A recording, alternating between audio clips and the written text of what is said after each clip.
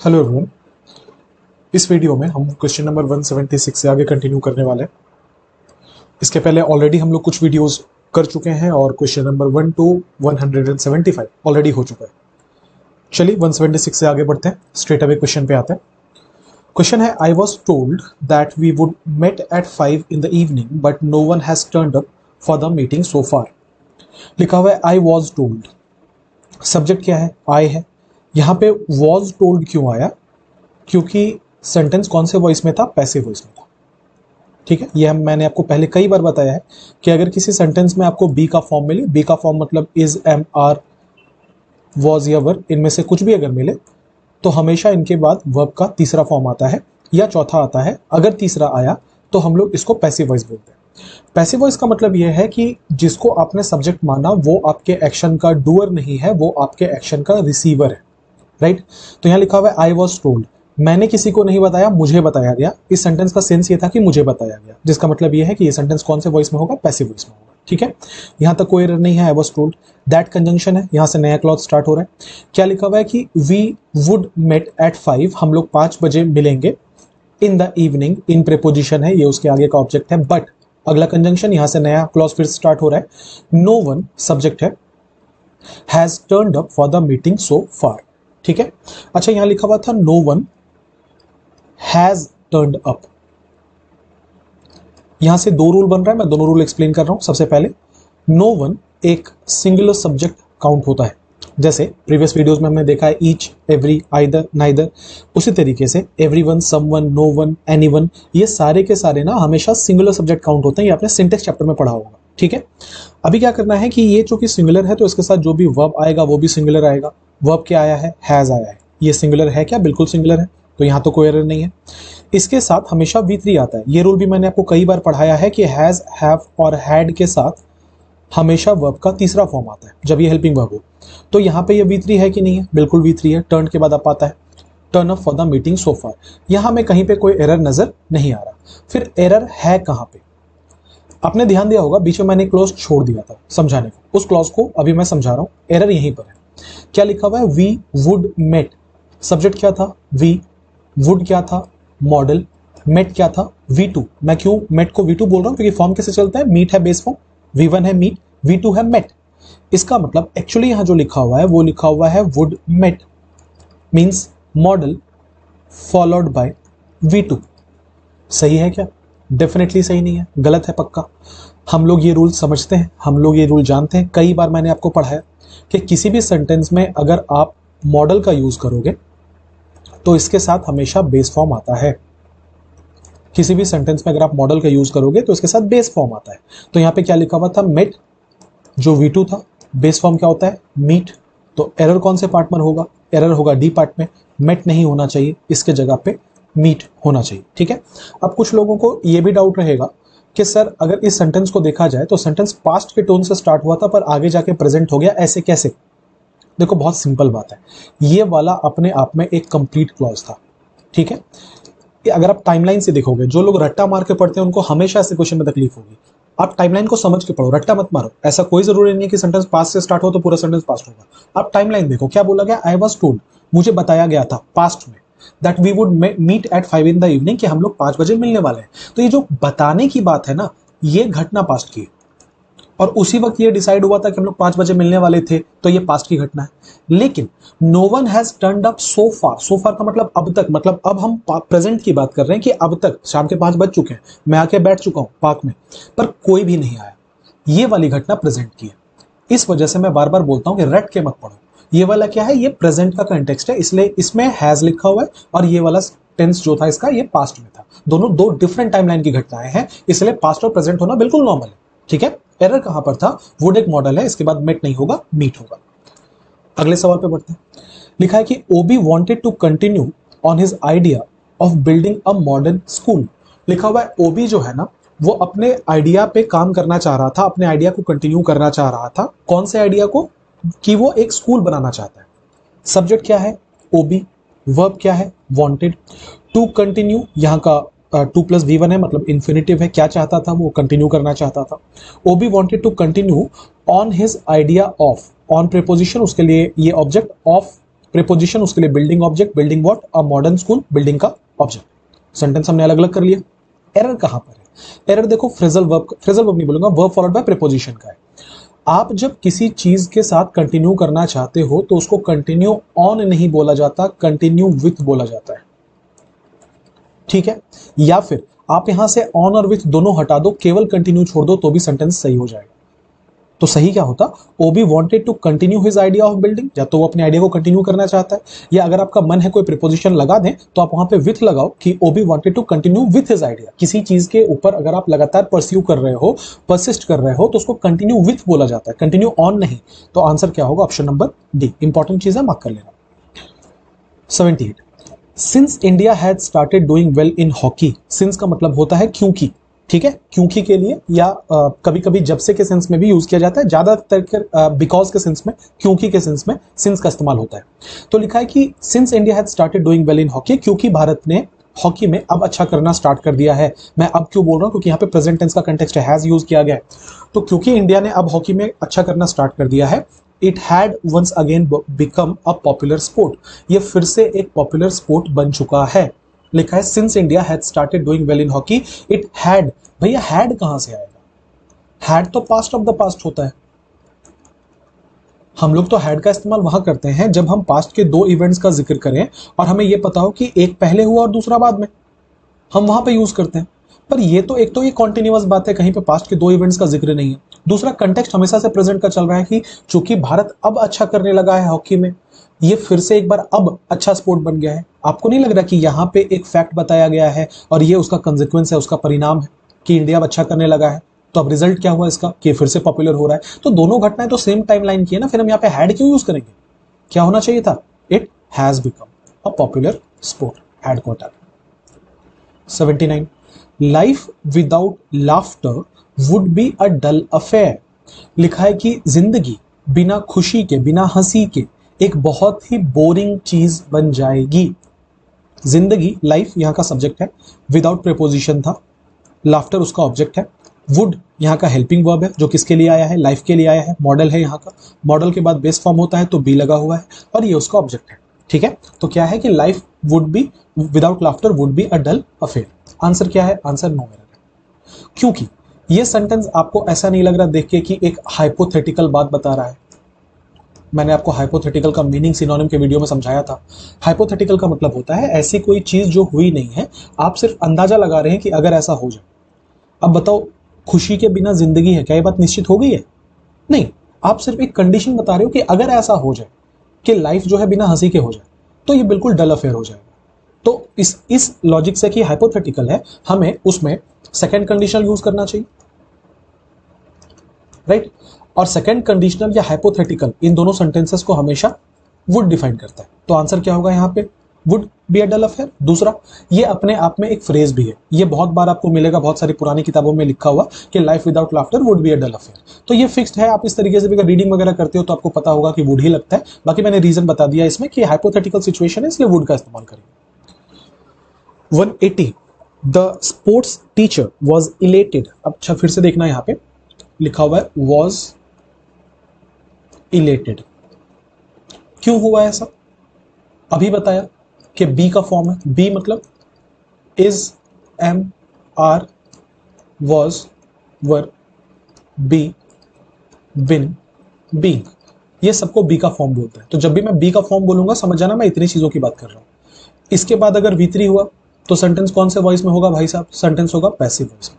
Passive voice का मतलब क्या होता है? जो हमारा सब्जेक्ट है वो एक्शन का रिसीवर है, उसी के ऊपर काम हो रहा है। तो लिखा हुआ था द स्पोर्ट्स टीचर, टीचर क्या है? यहाँ का सब्जेक्ट है। The sports teacher was elated. Elated का मतलब होता है जब आप बहुत ज्यादा प्रसन्न होते हैं, बहुत ज्यादा खुश होता है ना, आपको ऐसे फील होता है कि आज मैं ऊपर आसमान नीचे, तो उसको इलेटेड कहा जाता है।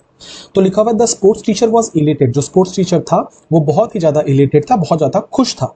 अब सोचो, टीचर ने किसी को खुश किया या टीचर खुश थे? ऑब्वियसली टीचर खुश थे। इसका मतलब यहाँ पे टीचर एक्शन का डूअर नहीं है, एक्शन का रिसीवर है। ये फीलिंग वो किसी को दे नहीं रहे, ये फीलिंग उन तक आ रही है। इसका मतलब पैसिव वॉइस में होना चाहिए था, तो सेंटेंस पैसिव वॉइस में भी है, में ही है, तो कोई एरर तो नहीं है यहाँ तक। The sports teacher was elated, यहाँ तक तो बात बिल्कुल ठीक जा रहा है। कब? अब बताया जा रहा है कब। When his team was won. देखो फिर से, क्या लिखा हुआ है, वॉज वॉन। क्या मैं इसको भी b प्लस v3 लिखूं? समझ गए होगे मैं क्यों लिख रहा हूं। वॉज बी का फॉर्म है, उसके बाद v3 वॉन आया, वॉज वॉन। सब्जेक्ट क्या था यहाँ का, हिज टीम। ठीक है, अब जब हमने ये फॉर्म लिख दिया है, इसका मतलब हम फिर से ये बताना चाहते हैं कि सेंटेंस पैसिव वॉइस में। पैसिव वॉइस का मतलब ये है कि जो हमारा सब्जेक्ट है वो हमारे एक्शन का रिसीवर है, डूअर नहीं है। तो मीनिंग इसका ये निकल रहा है कि when his team was won the state football championship, जब उसकी टीम को जीता गया। ध्यान दीजिएगा मैं क्या बोल रहा हूं, जब उसकी टीम को जीता गया, क्योंकि अगर टीम ने जीता फिर तो हमारा जो सब्जेक्ट था वो डूअर होना चाहिए था, जीतने का काम टीम कर रहा है। पर अभी जो लिखा है उसके मीनिंग से तो यही निकल रहा है कि टीम को जीता गया, सेंटेंस पैसिव वॉइस में लिखा हुआ है। तो बताओ सही है क्या?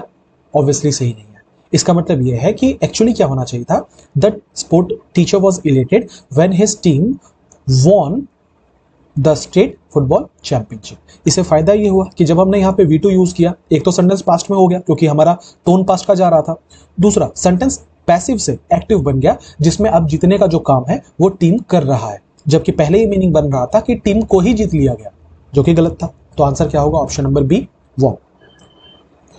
181, I was watching a whole scene very carefully. मैं टाइम नहीं दूंगा इस पर क्योंकि प्रीवियस वीडियो में ही मैंने बताया है कि होल अपने आगे द लेता है, क्योंकि ये ओवरऑल बात करता है, कंप्लीशन की बात करता है, इसलिए ये अपने आप में कंप्लीट है और ये अपने आगे द लेगा।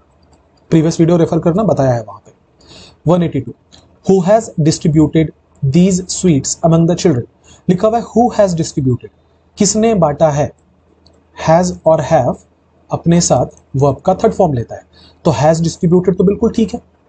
अच्छा, दीज स्वीट्स लिखा हुआ है, ये भी मैं बता देता हूं। देखो, दिस और दीज में डिफरेंस होता है, इस बात को नोट कर लेना जरा। क्या डिफरेंस होता है, दीज के बाद, दिस के बाद हमेशा सिंगुलर नाउन आएगा, जबकि दीज के बाद हमेशा प्लूरल नाउन आएगा। फॉर एग्जाम्पल, मैं बोलूंगा दिस बॉय, लेकिन मैं बोलूंगा दीज बॉयज। तो जब आप दिस लिखोगे तो ध्यान रखेंगे इसके बाद का नाउन सिंगुलर होगा, जब आप दीज लिखोगे तो ध्यान रखेंगे इसके बाद का नाउन प्लूरल होगा। तो क्या लिखा हुआ है, who has distributed these sweets, तो सही है ना, दीज स्वीट्स ही होना चाहिए था। अगर यहाँ स्वीट लिखा होता तो फिर इसको दिस करना पड़ता, यहाँ भी कोई एरर नहीं है। एमंग प्रीपोजिशन है, इसके बाद एक नाउन चाहिए जो इसका ऑब्जेक्ट बने, बिल्कुल ठीक है। बच्चों के बीच में का सेंस है तो एमंग द चिल्ड्रन भी ठीक है। तो सेंटेंस में तो कहीं कोई एरर नहीं मिला, आंसर क्या होगा, no error. 83, Tejaswin the Indian sportsman is leading the anti race cause in the US. Tejaswin कौन है, तेजस्विन इंडियन स्पोर्ट्समैन है, ठीक है। ये इसको बोलते हैं नाउन ऑफ अपोजिशन। ये क्या होता है कि जब आपने कोई नाम लिखा और फिर बताया कि वो है कौन, तो बहुत बार इसको कॉमा के बीच में लिखा जाता है, इसको नाउन ऑफ अपोजिशन कहते हैं। तो तेजस्विन कौन है भैया, तो द इंडियन स्पोर्ट्समैन, ठीक है। अब ये ना सिर्फ जानकारी के लिए दिया जाता है, इसका सेंटेंस में कोई रोल नहीं है, तो इसको काट दो। क्या लिखा हुआ है, तेजस्विन इज लीडिंग। तेजस्विन एक बंदे का नाम है, सिंगुलर है, तो यहाँ पे इज लगेगा बिल्कुल। इज एमआर के बाद V4 हो सकता है, तो यहाँ देखो V4 लिखा हुआ है, लीडिंग, ठीक है, क्योंकि अभी भी कर रहा है, कंटिन्यूटी की बात है। So Tejaswin is leading the anti race cause. क्या वो लीड कर रहा है, एंटी रेस कॉज। रेस का मतलब होता है जिस कलर के आप है ना, या फिर जिस जगह से आप आते हैं वो आपका रेस कहलाता है, ठीक। कलर तो नहीं, पर जिस जगह से आप आते हैं उसको रेस कहलाता है, ठीक है। तो क्या लिखिए, is reading the anti race cause in the US, ठीक है। यूएस में जो एंटी रेस कॉज चल रहा है कि आप अगर इंडिया से आए हैं तो आप ब्राउन कलर के होंगे, आप अगर अफ्रीका से हैं तो ब्लैक कलर के होंगे, आप अगर इंग्लिश हैं तो आप व्हाइट कलर के होंगे, तो उसको एंटी रेस कहा जाता है कि इसके बेसिस पे जो लोगों के बीच में डिफरेंसेस क्रिएट किए जा रहे हैं उसको बंद करने के लिए। तो जब ऐसी कोई चीज हो ना, तो आपको कोई ग्रामर नहीं लगता इसमें, क्योंकि इसमें और कोई एरर है नहीं। और आप देखना ऑप्शन में कहीं नो एरर भी नहीं दिया, इसमें एरर तो है सेंटेंस में, पर ग्रामर का कोई एरर मिलेगा नहीं आपको, क्योंकि कोई ग्रामर का एरर है ही नहीं। इन प्रेपोजिशन था, उसके लिए ऑब्जेक्ट द यूएस आया, यूएस के नाम के पहले द लगता है, यहाँ कोई एरर नहीं है। Is leading what, is leading the anti India, anti race cause, कोई एरर नहीं है। पर अगर आप रीडिंग करते हैं तो आपको ये बात पता होगी, इसलिए मैं बार बार बोलता हूं कि रीडिंग करना बहुत जरूरी है, कि एंटी रेस कॉज नहीं होता, एंटी रेसियल कॉज होता है। जब आप जो रंग भेद के खिलाफ जब बात करते हैं ना, उसको एंटी रेशियल कहा जाता है, एंटी रेस नहीं कहा जाता। इसका मतलब ये अंडरस्टैंडिंग का एरर था। एरर ये है कि यहाँ पे एंटी रेस नहीं होगा, इसके जगह पे एंटी रेसियल होगा, anti racial cause. 184, Google has set on an India fund, Google has set on an India fund and announced an investment of $10 billion, right. So लिखा है कि गूगल हैज, गूगल तो सिंगुलर है, उसके लिए has आया है, कोई एरर नहीं है। हैज सेट, अब देखो जैसे पुट का v1 v2 v3 बराबर होता है, वैसे सेट का भी v1 v2 v3 बराबर होता है। इसका मतलब यहाँ पे जो सेट लिखा हुआ है हम तो मान के चल रहे हैं v3 ही है, ठीक है, कोई एरर नहीं है। गूगल हैज सेट ऑन, क्या सेट किया उसने, एन इंडिया फंड, उसने इंडिया का फंड जो है वो सेट किया है। अब ये देखना एन जो है ना इंडिया के लिए नहीं आ रहा, दिमाग में ये आएगा कि सर इंडिया तो प्रॉपर नाउन है, उसके पहले आर्टिकल कैसे आ रहा, ये फंड के लिए आ रहा है भाई, इंडिया के लिए नहीं आ रहा, ठीक है, इंडिया इसके लिए एडजेक्टिव का काम कर रहा है। So on an India fund and announced, अब यहाँ पे अनाउंस्ड क्यों हुआ, क्योंकि ये v3 है, मान लिया गया है कि दोनों काम गूगल ने किया है, दोनों के साथ गूगल हैज को कॉमन निकाल लिया गया है। सो गूगल हैज सेट है एंड गूगल हैज अनाउंस्ड है, ठीक है। तो यहाँ पे जो एंड कंजंक्शन है ये इस पार्ट को मैं मार्क कर दे रहा हूं, इस पार्ट को इस पार्ट से जोड़ रहा है, इसलिए गूगल हैज को कॉमन निकाल लिया गया है। एक बार v3 सेट में आया, एक बार v3 अनाउंस्ड में आया, ठीक है, कंफ्यूज मत हो जाना। यहाँ पे अनाउंस जो है बिल्कुल ठीक है, v3 तो होना ही चाहिए था हैज के बाद, v3 लिखा हुआ भी है यहाँ पर। आगे बढ़ते हैं, और क्या अनाउंस किया, एन इन्वेस्टमेंट ऑफ $10 बिलियन, यहाँ पे कहीं कोई एरर नहीं है। इन अनाउंस के बाद वो उसको ऑब्जेक्ट दिया हुआ है, N investment of preposition, dollars उसका ऑब्जेक्ट, 10 बिलियन इसका एडजेक्टिव, कहीं कोई एरर नहीं है। एरर कहां पर है, एरर एक्चुअली है फ्रेजल वर्ब का, ठीक है। यहां पे असल में सेट ऑन यूज नहीं होगा, ठीक है, यहां पे इस्तेमाल करेंगे हम लोग सेट अप का। दोनों में जरा डिफरेंस एक बार समझ लो, सेटअप और सेट ऑन दो अलग अलग चीजें। आप किसकी बात कर रहे थे, आप बात कर रहे थे एक फंड को स्टैब्लिश करने की, या क्रिएट करने की, या किसी चीज को अरेंज करने की। तो जब हम किसी चीज को स्टैब्लिश करने की बात करते हैं, किसी चीज को क्रिएट करने की बात करते हैं, किसी चीज को अरेंज करने की बात करते हैं, तो उसको सेटअप कहा जाता है। आपको यूट्यूब पे कितने वीडियोस मिल जाएंगे ऐसे कि how to set up a YouTube channel, हमने कितने वीडियोस देखे हैं, how to set up your Instagram account. Setup का मतलब होता है how to establish, how to create, right. जबकि सेट ऑन का मतलब होता है, दो मीनिंग है, सबसे पहले किसी को अटैक करने को सेट ऑन कहते हैं, दूसरा जो लेस कॉमन है, ज्यादातर इस्तेमाल नहीं होता, जब आप बिल्कुल निश्चित हो जाते हो कुछ करने के लिए, आपने एकदम डिसाइड कर लिया, आपका डिसीजन मेकिंग एकदम 100% है किसी चीज को लेके, तो उसको सेट ऑन कहा जाता है। For example the dog set on the intruder, या मतलब डॉग जो है उसने अटैक किया इंट्रूडर के ऊपर, she set on becoming a doctor, कि वो एकदम निश्चित है कि वो डॉक्टर बनेगी ही बनेगी। तो सेट ऑन और सेटअप में डिफरेंस है। सेटअप का मतलब होता है क्रिएट करना, सेट ऑन का मतलब होता है या तो अटैक करना, या तो बिल्कुल निश्चित हो जाना, दृढ़ संकल्प कर लेना कुछ पाने के लिए, उसको सेट ऑन कहा जाता है। अब यहां पे किसकी बात की गई थी, ऑब्वियसली एक ऑल इंडिया फंड की बात की गई थी, तो फंड के साथ तो आप सेटअप ही लगाओगे ना, क्योंकि उसको तो आप फॉर्म कर रहे हो, स्टैब्लिश कर रहे हो, बना रहे हो। तो आंसर कौन सा होगा, ऑप्शन नंबर बी, यहाँ पे ऑन नहीं होगा, इसके जगह पे अप होगा। आगे बढ़ेंगे, 185 लिखा हुआ है, I was thrilled to going out with my friend for the film. I was thrilled, यार मतलब बहुत ही ज्यादा सिंपल सवाल है, पर इसमें एक और कॉन्सेप्ट है तो मैं बता दे रहा हूं। लिखा हुआ है आई वॉज थ्रिल्ड, ठीक है, कि मैं क्या था, मैं बिल्कुल ही कैसे बोलूं थ्रिल्ड को, एनर्जेटिक था, ठीक है, और बहुत मजा आ रहा था, बहुत, I was looking forward to it. I was thrilled to going out, बहुत आसान है, पर कॉन्सेप्ट है तो मैं बता रहा हूं। किसी भी सेंटेंस में आप अगर टू का इस्तेमाल करते हो तो उसके बाद हमेशा V1 आता है। इस कॉन्सेप्ट को इन्फिनेटिव कहा जाता है, मैंने कई वीडियोस में पहले आपको बताया है। तो यहां क्या लिखा हुआ था, I was thrilled to going out, going out होगा कि टू गो आउट होगा, सिंपल एरर था, कॉन्सेप्ट है 2 + V1 लगेगा। Next question, Rohit said that he would save me from being scolded by father.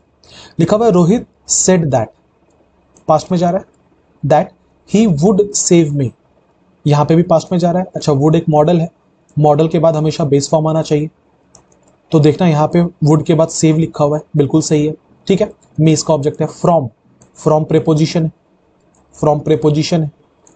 इसके बाद लिखा हुआ है बिन, स्कोल्ड। अब जल्दी से बताना बिन कौन सा फॉर्म है, जहां तक मुझे पता है ये V3 होता है। हम लोग कैसे पढ़ते हैं, बी है बेस फॉर्म, प्रेजेंट टेंस है is am are, past tense है वॉज एवर, V3 है बिन, V4 है बीइंग, यही पढ़ते हैं। इसका मतलब ये क्या है, V3 है। क्या मैंने आपको अपने प्रीवियस वीडियोस में 10 बार नहीं बताया है कि किसी भी प्रीपोजिशन के आगे हमेशा उसका ऑब्जेक्ट आता है? कितनी बार हमने ये डिस्कस किया। ये ऑब्जेक्ट अगर वर्ब के फॉर्म में लिखा हुआ हो तो ये हमेशा ING में होगा, उसको हम जेरेंड बोलेंगे अगर ये ING में होगा तो। विच सिंपली मीन्स किसी भी प्रेपोजिशन के बाद अगर कोई वर्ब आ रहा हो तो वो वर्ब हमेशा आईएनजी फॉर्म में होना चाहिए। तो ये रहा ना प्रेपोजिशन फ्रॉम, और ये रहा ना उसके बाद वर्ब बिन। तो बिन कैसे होगा, क्या करना पड़ेगा, V4 में रखना पड़ेगा ना। V4 कौन होता है, बीइंग होता है। तो हम यहाँ पे क्या लिखेंगे, बीइंग लिखेंगे। दूसरा, आपने जब बीइंग लिखा तो इसके बाद तो V3 होना चाहिए क्योंकि पैसिव वॉइस में है। तो क्या होगा, स्कोल्ड का स्कोल्डेड। तो आंसर क्या होगा, बीइंग स्कोल्डेड। क्लियर है क्या, आई होप ये क्लियर होगा। Next 187, mister Chaudhary. देखो अभी मैंने वहां पे बोला कि स्कोल्डेड होगा क्योंकि पैसिव वॉइस में। मैं ये मान के चल रहा हूं कि अब आपको एक्टिव पैसिव समझ में आ रहा है। आज ही की वीडियो में 2 बार बताया है एक्टिव और पैसिव, ठीक है। अब उतना प्रोसेस आपको खुद करना पड़ेगा, उतनी ब्रेनस्टॉर्मिंग खुद करनी पड़ेगी कि एक्टिव कहां होगा, पैसिव कहां होगा, ठीक है। 87, mister Chaudhary goes to fly to Germany and France next weekend. लिखा हुआ मैं mister Chaudhary goes to fly next weekend, ठीक है। आपको नहीं लग रहा कि ये गोज टू फ्लाई थोड़ा अटपटा है? दो इसके साथ तकलीफ है मुझको। पहला ये कि आप जब गोज यूज करते हो वो V5 होता है, मोर ऑफन देन नॉट ये हैबिचुअल एक्शन को शो करता है, जिसका मतलब ऐसी कोई घटना जो हमेशा होती। गोज टू फ्लाई मतलब हमेशा जाते हैं, जबकि आपने यहाँ टाइम बता दिया नेक्स्ट वीकेंड जा रहे हैं। दूसरा, यहाँ पे गोज भी वर्ब है, मेन वर्ब है, और फ्लाई भी एक मेन वर्ब है जिसको आप इन्फिनिटिव जैसा यूज कर रहे हो। ये आपको नहीं लगता कि ये एग्जैजरेशन हो जाएगा, थोड़ा हम ज्यादा एडजेक्टिव यूज कर रहे हैं इसमें, थोड़ा सा रिडंडेंट है, थोड़ा सा सुपरफ्लुअस है। इसको आसान किया जा सकता था ना। एरर तो ये डेफिनेटली है कि गोज नहीं होगा यहाँ पे, पर इसको आसान करके हम क्या लिख सकते हैं, हम ये लिख सकते हैं कि mister Chaudhary will fly to Germany, क्योंकि नेक्स्ट वीकेंड की बात हो रही है। या तो फिर मैं बोलूं मिस्टर चौधरी, अगर आप इनफॉर्मल इंग्लिश लिखना चाहते हो तो will be flying to Germany. दोनों हो सकता है, ये फॉर्मल है, ये इनफॉर्मल है, बोलचाल में ये इस्तेमाल होता है, लिखने में ये इस्तेमाल होता है। तो किसी भी हिसाब से यहाँ पे गोज वर्ड का कोई जिक्र करना जरूरी नहीं था, ठीक है। आप यहां से गोज टू को हटा सकते हो। आप आंसर क्या होगा, option number C, mister Chaudhary. आप गोज को हटा के विल कर सकते हो। एक्चुअली देखो फिर से वही बात है कि एसएससी फिर से ना वो बेवकूफों वाले काम करती है। अब देखो इसने ब्लैंक कहा, इसने स्लैश कहाँ दे दिया, पार्ट कहाँ से अलग कर लिया, इसने गोज को अलग रखा है, टू फ्लाई को अलग रखा है। अब कोई सुधारेगा तो कैसे सुधारेगा, फिर वही करना पड़ेगा कि mister Chaudhary is going to fly या विल गो टू फ्लाई। पर ये भी सही नहीं है, आप क्यों 2 वर्ब यूज करोगे फालतू में, ठीक है। पर ठीक है, जो लिखा है हमें वही आंसर करना पड़ेगा। आंसर ऑप्शन नंबर सी है सटीक। अगर आप जानना चाहते हो तो विल फ्लाई ज्यादा अच्छा है, 2 वर्ब यूज करने की जरूरत नहीं थी सेंटेंस में। 188, not get into the car, it has been cleaned inside. लिखा हुआ है it has not been cleaned inside, लिखा हुआ है not get into the car. शायद कहना ये चाह रहा था कि कार के अंदर मत जाओ। लिखा है it has not been cleaned inside. It क्या है, सब्जेक्ट है यहाँ का। हैज क्या है, उसका हेल्पिंग वर्ब है। बिन क्या है, V3 है। क्लीन्ड क्या है, एडजेक्टिव है, पार्टिसिपल है। इनसाइड लिखा हुआ है। यहाँ इस पूरे सेंटेंस में कोई एरर नहीं, बिल्कुल सब कुछ ठीक है। एरर कहां पर है, एरर इस वाले पोर्शन में, not get into the car, not get into the car. समझाता हूं कहां से आ रहा हूं मैं क्या समझा रहा हूं, क्लियरली सुनना, समझने की कोशिश करना।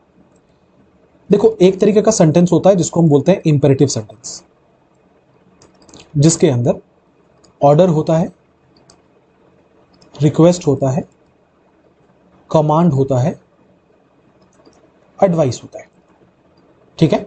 फॉर एग्जाम्पल मैं किसी को बोलता हूं क्लोज द डोर, तो ये एक इंपेरेटिव सेंटेंस है।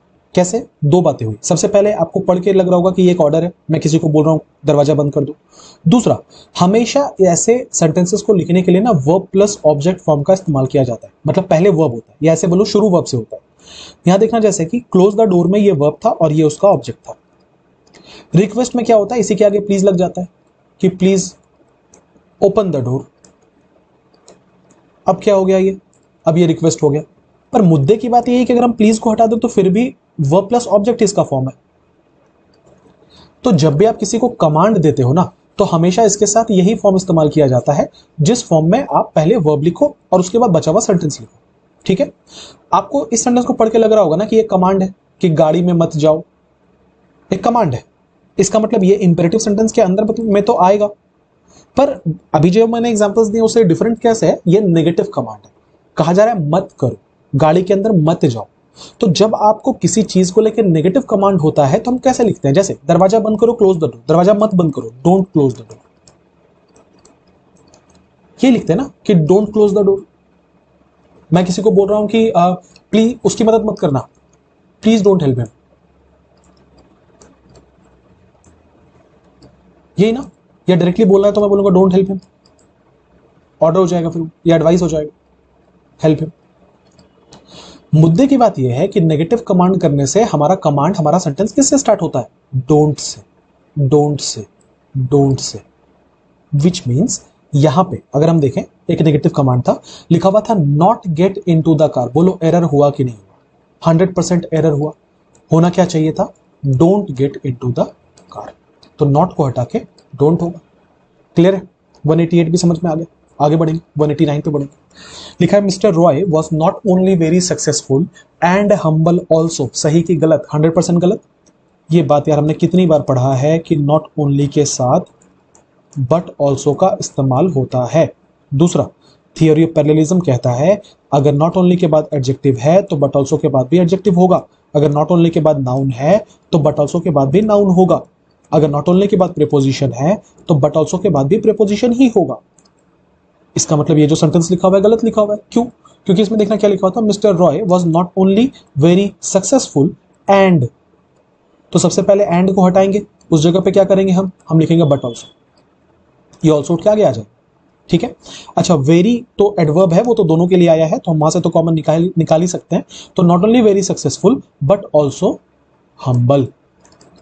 आंसर क्या होगा, ऑप्शन नंबर डी। इसके जगह पे होगा but also humble. 190, the man we met was any other than the original owner of the house.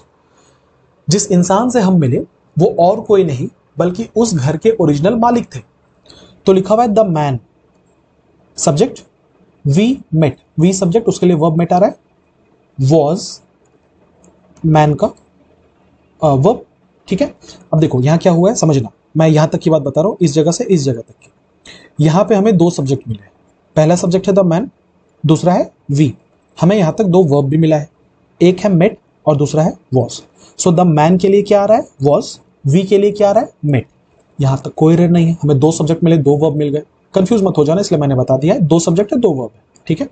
तो क्या लिखा हुआ है, द मैन वी मेट, जिस आदमी से हम मिले, was any other than the original owner of this house. वो और कोई नहीं बल्कि इस घर के ओरिजिनल मालिक थे। तो यार जब तुम बोलते हो ना कि और कोई नहीं बल्कि, तो उसको एनी अदर देन नहीं, नन अदर देन बोला जाता है। इसलिए मैं बार बार बोलता हूं कि रीडिंग करो, वेब सीरीज देखो, मूवीज देखो, अवार्ड शोज देखो, जो भी देखना है बस इंग्लिश देखो। क्योंकि कितनी बार स्टेज पे बुलाते हुए हम लोगों ने अनाउंसमेंट सुना है फिल्मों में या किसी अवार्ड शो में, none other than the Amitabh Bachchan, none other than this actor, that cricketer, none other than होता है, और कोई नहीं बल्कि, उसको नन अदर देन कहा जाता है। यहां क्या लिखा हुआ है, एनी अदर देन, एरर है। आंसर क्या होगा, नन अदर देन। 191 पे बढ़ेंगे। You can meet me always you like, our teacher told us, ठीक है। ये तो सेंटेंस खुद में ही अटपटा है, डायरेक्ट स्पीच में है। लिखा है यू कैन मीट मी, अच्छा कैन एक मॉडल है, मॉडल के बाद बेस फॉर्म होता है, तो यहां कोई एरर नहीं है। You can meet me always you like, ये कोई सेंस नहीं बन रहा कि तुम मुझसे मिल सकते हो हमेशा तुम चाहो, नहीं, हमेशा तुम चाहो नहीं, तुम मुझसे मिल सकते हो जब भी तुम चाहो। तो होना क्या चाहिए था actually, you can meet me whenever you like, या you can meet me when you like, या इफ यू लाइक, आप कुछ भी लगा सकते हो, सबसे सटीक तो वेन एवर है। यहां ऑलवेज नहीं होगा, ये कॉमन सेंस का एरर था। 192, the man who's sitting at the corner table is my uncle. लिखा हुआ है कि वो आदमी जिसका बैठा है, क्योंकि हुज का मतलब जिसका होता है हिंदी में, ठीक है। यहां लिखा है the man who's sitting at the corner, वो आदमी जिसका बैठा है कॉर्नर, नहीं जिसका नहीं, जो बैठा है कॉर्नर पर। तो एक्चुअली यहां पे क्या होना चाहिए था, द मैन हुज नहीं, हु इज। देखो कितना सिंपल सवाल है, हुज पढ़ने में और हुज पढ़ने में एक जैसा लगता है, इसलिए वहां से स्टूडेंट को कंफ्यूज करने के लिए उसने हुज लिख दिया था। होना क्या चाहिए था, the man who is sitting at the corner table is my uncle. वो आदमी जो कॉर्नर टेबल पे बैठा है वो मेरा अंकल है। अब बहुत सारे लोगों को यह कंफ्यूजन होता है कि सर हु होगा कि हुम होगा। बच्चे बहुत सिंपल है, आप ये देख लो कि टोटल नंबर ऑफ सब्जेक्ट कितना है और टोटल नंबर ऑफ वर्ब कितना है। अगर दोनों बैलेंस्ड है तो सही है, वरना चेंज करना पड़ेगा। तो देखो यहां पे मान के चलते हैं कि हमने हुज को हु इज लिख दिया है। अब जरा देखो कितने सब्जेक्ट बने। द मैन एक सब्जेक्ट बना, हु दूसरा सब्जेक्ट बना। आ जाओ इन दोनों के लिए वर्ब। इज एक वर्ब आया, इज दूसरा वर्ब आया, इज माई अंकल। इसका मतलब यहां पे दो सब्जेक्ट थे, द मैन के लिए इज आया वर्ब और हु के लिए इज आया वर्ब, तो दोनों बैलेंस्ड है, तो हु ही होगा। अगर ऐसा नहीं होता तो हमें शायद हुम में चेंज करना पड़ता। ठीक है, आंसर ये होगा, हुज के जगह पे हु इज होना चाहिए। 93 पे पढ़ेंगे, लिखा है Jagdeep the Bollywood comedian began his film career at 8 as a live child like actor in the 1950s। लिखा हुआ है जगदीप द बॉलीवुड कॉमेडियन। फिर से देखो ये नाउन इन अपोजिशन है, ये बस बताने के लिए है कि जगदीप थे कौन। ठीक है, हटा दिया, कोई काम नहीं इसका सेंटेंस में। लिखा है जगदीप बिगैन, V2 है, पास्ट है, began his career, film career at 8। लिखा हुआ है जगदीप जो है उन्होंने अपने जो फिल्मी करियर है उसको 8 साल की उम्र में ही शुरू कर दिया था। As a live child like actor in the 1950s, 1950 के दशक में वो एक जिंदा बच्चों की तरह एक्टर थे। मैं क्यों बोल रहा हूं जिंदा बच्चों की तरह, क्योंकि यहां पे लिखा हुआ है as a live child like actor. भाई इसका कोई सेंस नहीं है। आप देखो, आप जब यहां कह रहे हो कि 8 साल का बच्चा है तो चाइल्ड लाइक तो वो होगा ही, और लाइव मतलब होता है जिंदा, तो क्या मरा हुआ बच्चा एक्टिंग करेगा? नहीं नहीं नहीं नहीं, कुछ बहुत बड़ा झोल है इसमें, है ना। सेंटेंस को गलत फ्रेम किया हुआ है। एक्चुअली क्या कहना चाह रहा था कि जगदीप जो है उन्होंने 8 साल के उम्र में अपना करियर शुरू किया। ठीक है, एक बहुत ही एनर्जेटिक चाइल्ड एक्टर के तौर पर, बाल कलाकार के तौर पर, जो बहुत ही एनर्जेटिक था। क्यों मैं एनर्जेटिक टर्म यूज कर रहा हूं? क्योंकि ये लाइव नहीं, एक्चुअली लाइवली बोलना चाह रहा था, या लाइवली आपसे निकलवाना चाह रहा था। लाइवली का मतलब होता है enthusiastic, energetic, full of life, enthusiastic या एनर्जेटिक। ठीक है, तो शायद ये एनर्जेटिक बोलना चाह रहा था। और चाइल्ड लाइक का मतलब होता है बच्चों की क्वालिटी। भैया 8 साल के बच्चों में तो बच्चों वाली क्वालिटी होगी।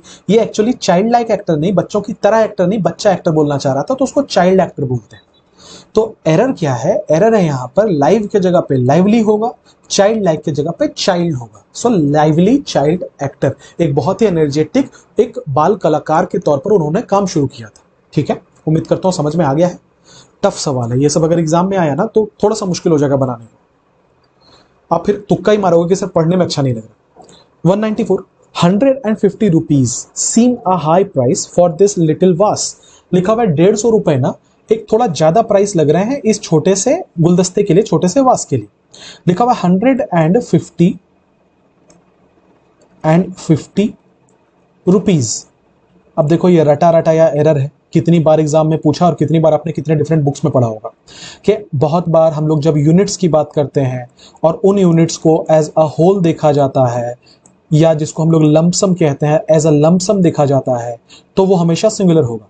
फॉर एग्जाम्पल बहुत बार एग्जाम में आया है 5 kilometres is a long walk या 5 kilometres are a long walk. आंसर होता है 5 kilometres is a long walk, क्योंकि आप उसको एज अ कंप्लीट जर्नी देख रहे हो। इसी तरीके से 150 रुपीज जो है यहां पे एक लमसम अमाउंट है, आप उसको एज अ सिंगल यूनिट देख रहे हो। ठीक है, चूंकि आप इसको एज अ सिंगल यूनिट देख रहे हो, ये इसको अगर आपने सब्जेक्ट माना है तो ये सब्जेक्ट सिंगुलर होगा। I am repeating my self, बहुत बार यूनिट्स जो होते हैं या पैसा जो होता है वो एज अ सिंगल एंटिटी देखा जाता है। ठीक है, जब आप इंडिविजुअल की बात नहीं कर रहे, आप मिला जुला कर बात कर रहे हो, लमसम की बात कर रहे हो। तो 150 रुपीज जब आप लमसम में बात करोगे तो ये सिंगुलर होगा। अगर ये सिंगुलर होगा तो लिखा हुआ है सीम अ हाई प्राइस।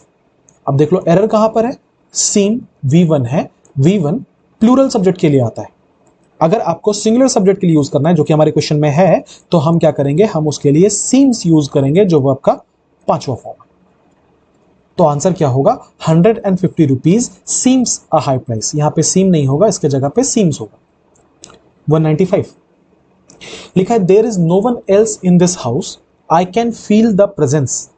लिखा है कि there is no one else in this house, इस घर में और कोई नहीं है। I can feel the presence, मैं उसकी प्रेजेंस महसूस कर सकता हूं, या मैं प्रेजेंस महसूस कर सकता हूं। भैया अगर और कोई नहीं है तो प्रेजेंस कैसे महसूस कर सकते हो? ये वाला जो सेंटेंस है ये क्या बताने की कोशिश कर रहा है कि मुझे महसूस हो रहा है कि घर में कोई और है, जबकि यहां लिखा हुआ था there is no one else. तो फिर से ये एक वर्ड का एरर है। होना क्या चाहिए था, देयर इज समवन एल्स, कि इस घर में और भी कोई है, मैं उसकी प्रेजेंस महसूस कर पा रहा हूं। ठीक है, so there is someone else होगा, नो वन एल्स नहीं होगा। 196 लिखा है you look very tired, you would go to bed now. लिखा हुआ है कि यू लुक वेरी टायर्ड, आप बहुत ही थके हुए नजर आ रहे हैं। यू सब्जेक्ट है, लुक यहाँ का लिंकिंग वर्ब है, ठीक है। टायर्ड एडजेक्टिव है, आप कैसे हैं, थके हुए। तो लिखा हुआ you look very tired, you would go to bed now. देखो वुड का इस्तेमाल तो यहां सही नहीं लग रहा। आप जब किसी को कहते हो तो क्या कहते हो कि आप बहुत थक गए, आपको बेड पे जाना चाहिए।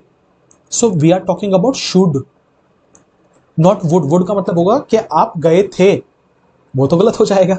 होना क्या चाहिए, आपको जाना चाहिए। सो यू शुड, आप जब एडवाइस देते हो किसी को तो एडवाइस के लिए हमेशा शुड का इस्तेमाल किया जाता है। तो आप किसी को एडवाइस ही तो दे रहे हो कि आप बहुत थके हुए लग रहे हो, आपको बेड पे जाना चाहिए, तो वुड मत यूज करो यहां पे, इसके जगह पे शुड यूज करो। 197, the little baby cried loudly to a new toy. लिखा हुआ है जो छोटा बच्चा है ना वो बहुत जोर से रोया। क्राइड यहाँ का वर्ब है, लाउडली एडवर्ब है, वो बहुत जोर से रोया एक छोटे खिलौने के लिए। आप बोलना चाह रहे छोटे खिलौने के लिए, इसका मतलब फॉर बोलो। आप जब किसी चीज के लिए जिद कर रहे हो तो उसको फॉर बोलना पड़ेगा ना। तो क्या होगा, the little boy cried for a new toy, not to a new toy. To a new toy का मतलब हो जाएगा उस खिलौने के सामने रोया, ठीक है। खिलौने के सामने, खिलौने के लिए रोया, तो हो जाएगा the little baby cried loudly for a new toy. 198, my sister prefers tea than coffee in the afternoon lunch. यार कितना सिंपल सवाल है। क्या ये वाला रूल याद आ रहा है? अगर हम कहीं से किसी सेंटेंस में सीनियर लिखें, जूनियर लिखें, प्रायर लिखें, पोस्टीरियर लिखें, है ना, सुपीरियर लिखें, इंफीरियर लिखें, प्रीफर लिखें, प्रीफरेबल लिखें, एल्डर लिखें, तो ये सब के सब अपने साथ हमेशा टू लेते हैं। क्या लेते हैं? टू लेते हैं, ठीक है। यहां पे क्या लिखा हुआ था, my sister prefers tea than coffee. आप टी का कंपैरिजन कॉफी के साथ कर रहे हो और कह रहे हो मेरी बहन जो है उसको टी ज्यादा पसंद है, तो ऐसे केस में आप टू लिखो ना, तो हो जाएगा my sister prefers tea to coffee. ये तो रटा रटाया सवाल। 199, this is the place here Sudhir found the wallet full of money. लिखा है दिस इज द प्लेस, ये वो जगह है, यहां सुधीर को मिला एक वॉलेट जो कि पैसे से भरा हुआ था। लिखा है ये वो जगह है, यहां सुधीर को मिला वॉलेट पैसे से भरा हुआ था। कोई सेंस है इसका? ना हिंदी में ना इंग्लिश में। एक्चुअली शायद ये बोलना चाह रहा था कि ये वो जगह है जहां सुधीर को एक वॉलेट मिला जो कि पैसे से भरा हुआ था। तो होना क्या चाहिए, this is the place way Sudhir found the wallet. ये वो जगह है जहां पर सुधीर को वॉलेट मिला पैसे से भरा हुआ। हेयर की जगह पे क्या होगा, वेयर। अब देखो ये सब कुछ में ज्यादा समझाने लायक कुछ नहीं होता, वो इस पे कंप्लीटली डिपेंड करता है कि आपकी अंडरस्टैंडिंग कितनी इंग्लिश है। ग्रामर का रूल होगा तो मैं समझा पाऊंगा, ये तो अंडरस्टैंडिंग वाली बात है। 200, although we took all precautions but we were unable to avoid getting caught in the heavy rain। लिखा हुआ है although, we सब्जेक्ट है, took वर्ब है, all precautions ऑब्जेक्ट है। तो क्या हो गया, although we took all precautions but conjunction है यहां का, we सब्जेक्ट है, were वर्ब है, unable to avoid, ठीक है। टू अवॉइड क्या है, इन्फिनेटिव है। टू अवॉइड, अवॉइड अपने बाद जेरेंड लेता है, getting caught in the heavy rain, in preposition, ये उसका ऑब्जेक्ट, ठीक है। हमने सेंटेंस को अलग अलग कर लिया। एरर बहुत सिंपल है, अलग करके मैं बस समझाना चाह रहा था। एरर क्या है, कंजंक्शन में आपने रटा है, ऑल दो के साथ येट का कॉम्बिनेशन बनता है। अगर आप येट नहीं यूज करना चाहते तो एटलीस्ट एक कॉमा का कॉम्बिनेशन बनेगा, विच मीन्स ऑल दो विथ टुक प्रिकॉशंस, या तो यहां पे कॉमा दे दो या तो लिख दो although we took precautions yet we were unable, जिसका मतलब है यहां पे बट नहीं होगा। हालांकि हिंदी में बोलने में बट आपको ज्यादा अच्छा लगेगा, पर यहां बट नहीं होगा, इसके जगह पे येट होगा कि जबकि हमने सारे प्रिकॉशंस लिए फिर भी हम अनेबल थे, ठीक है, कि हम लोग बारिश में फंस गए, हम बारिश में फंसने से नहीं बच पाए, राइट। अगला क्वेश्चन ट्राई करो, मैं पानी पी लूं जरा।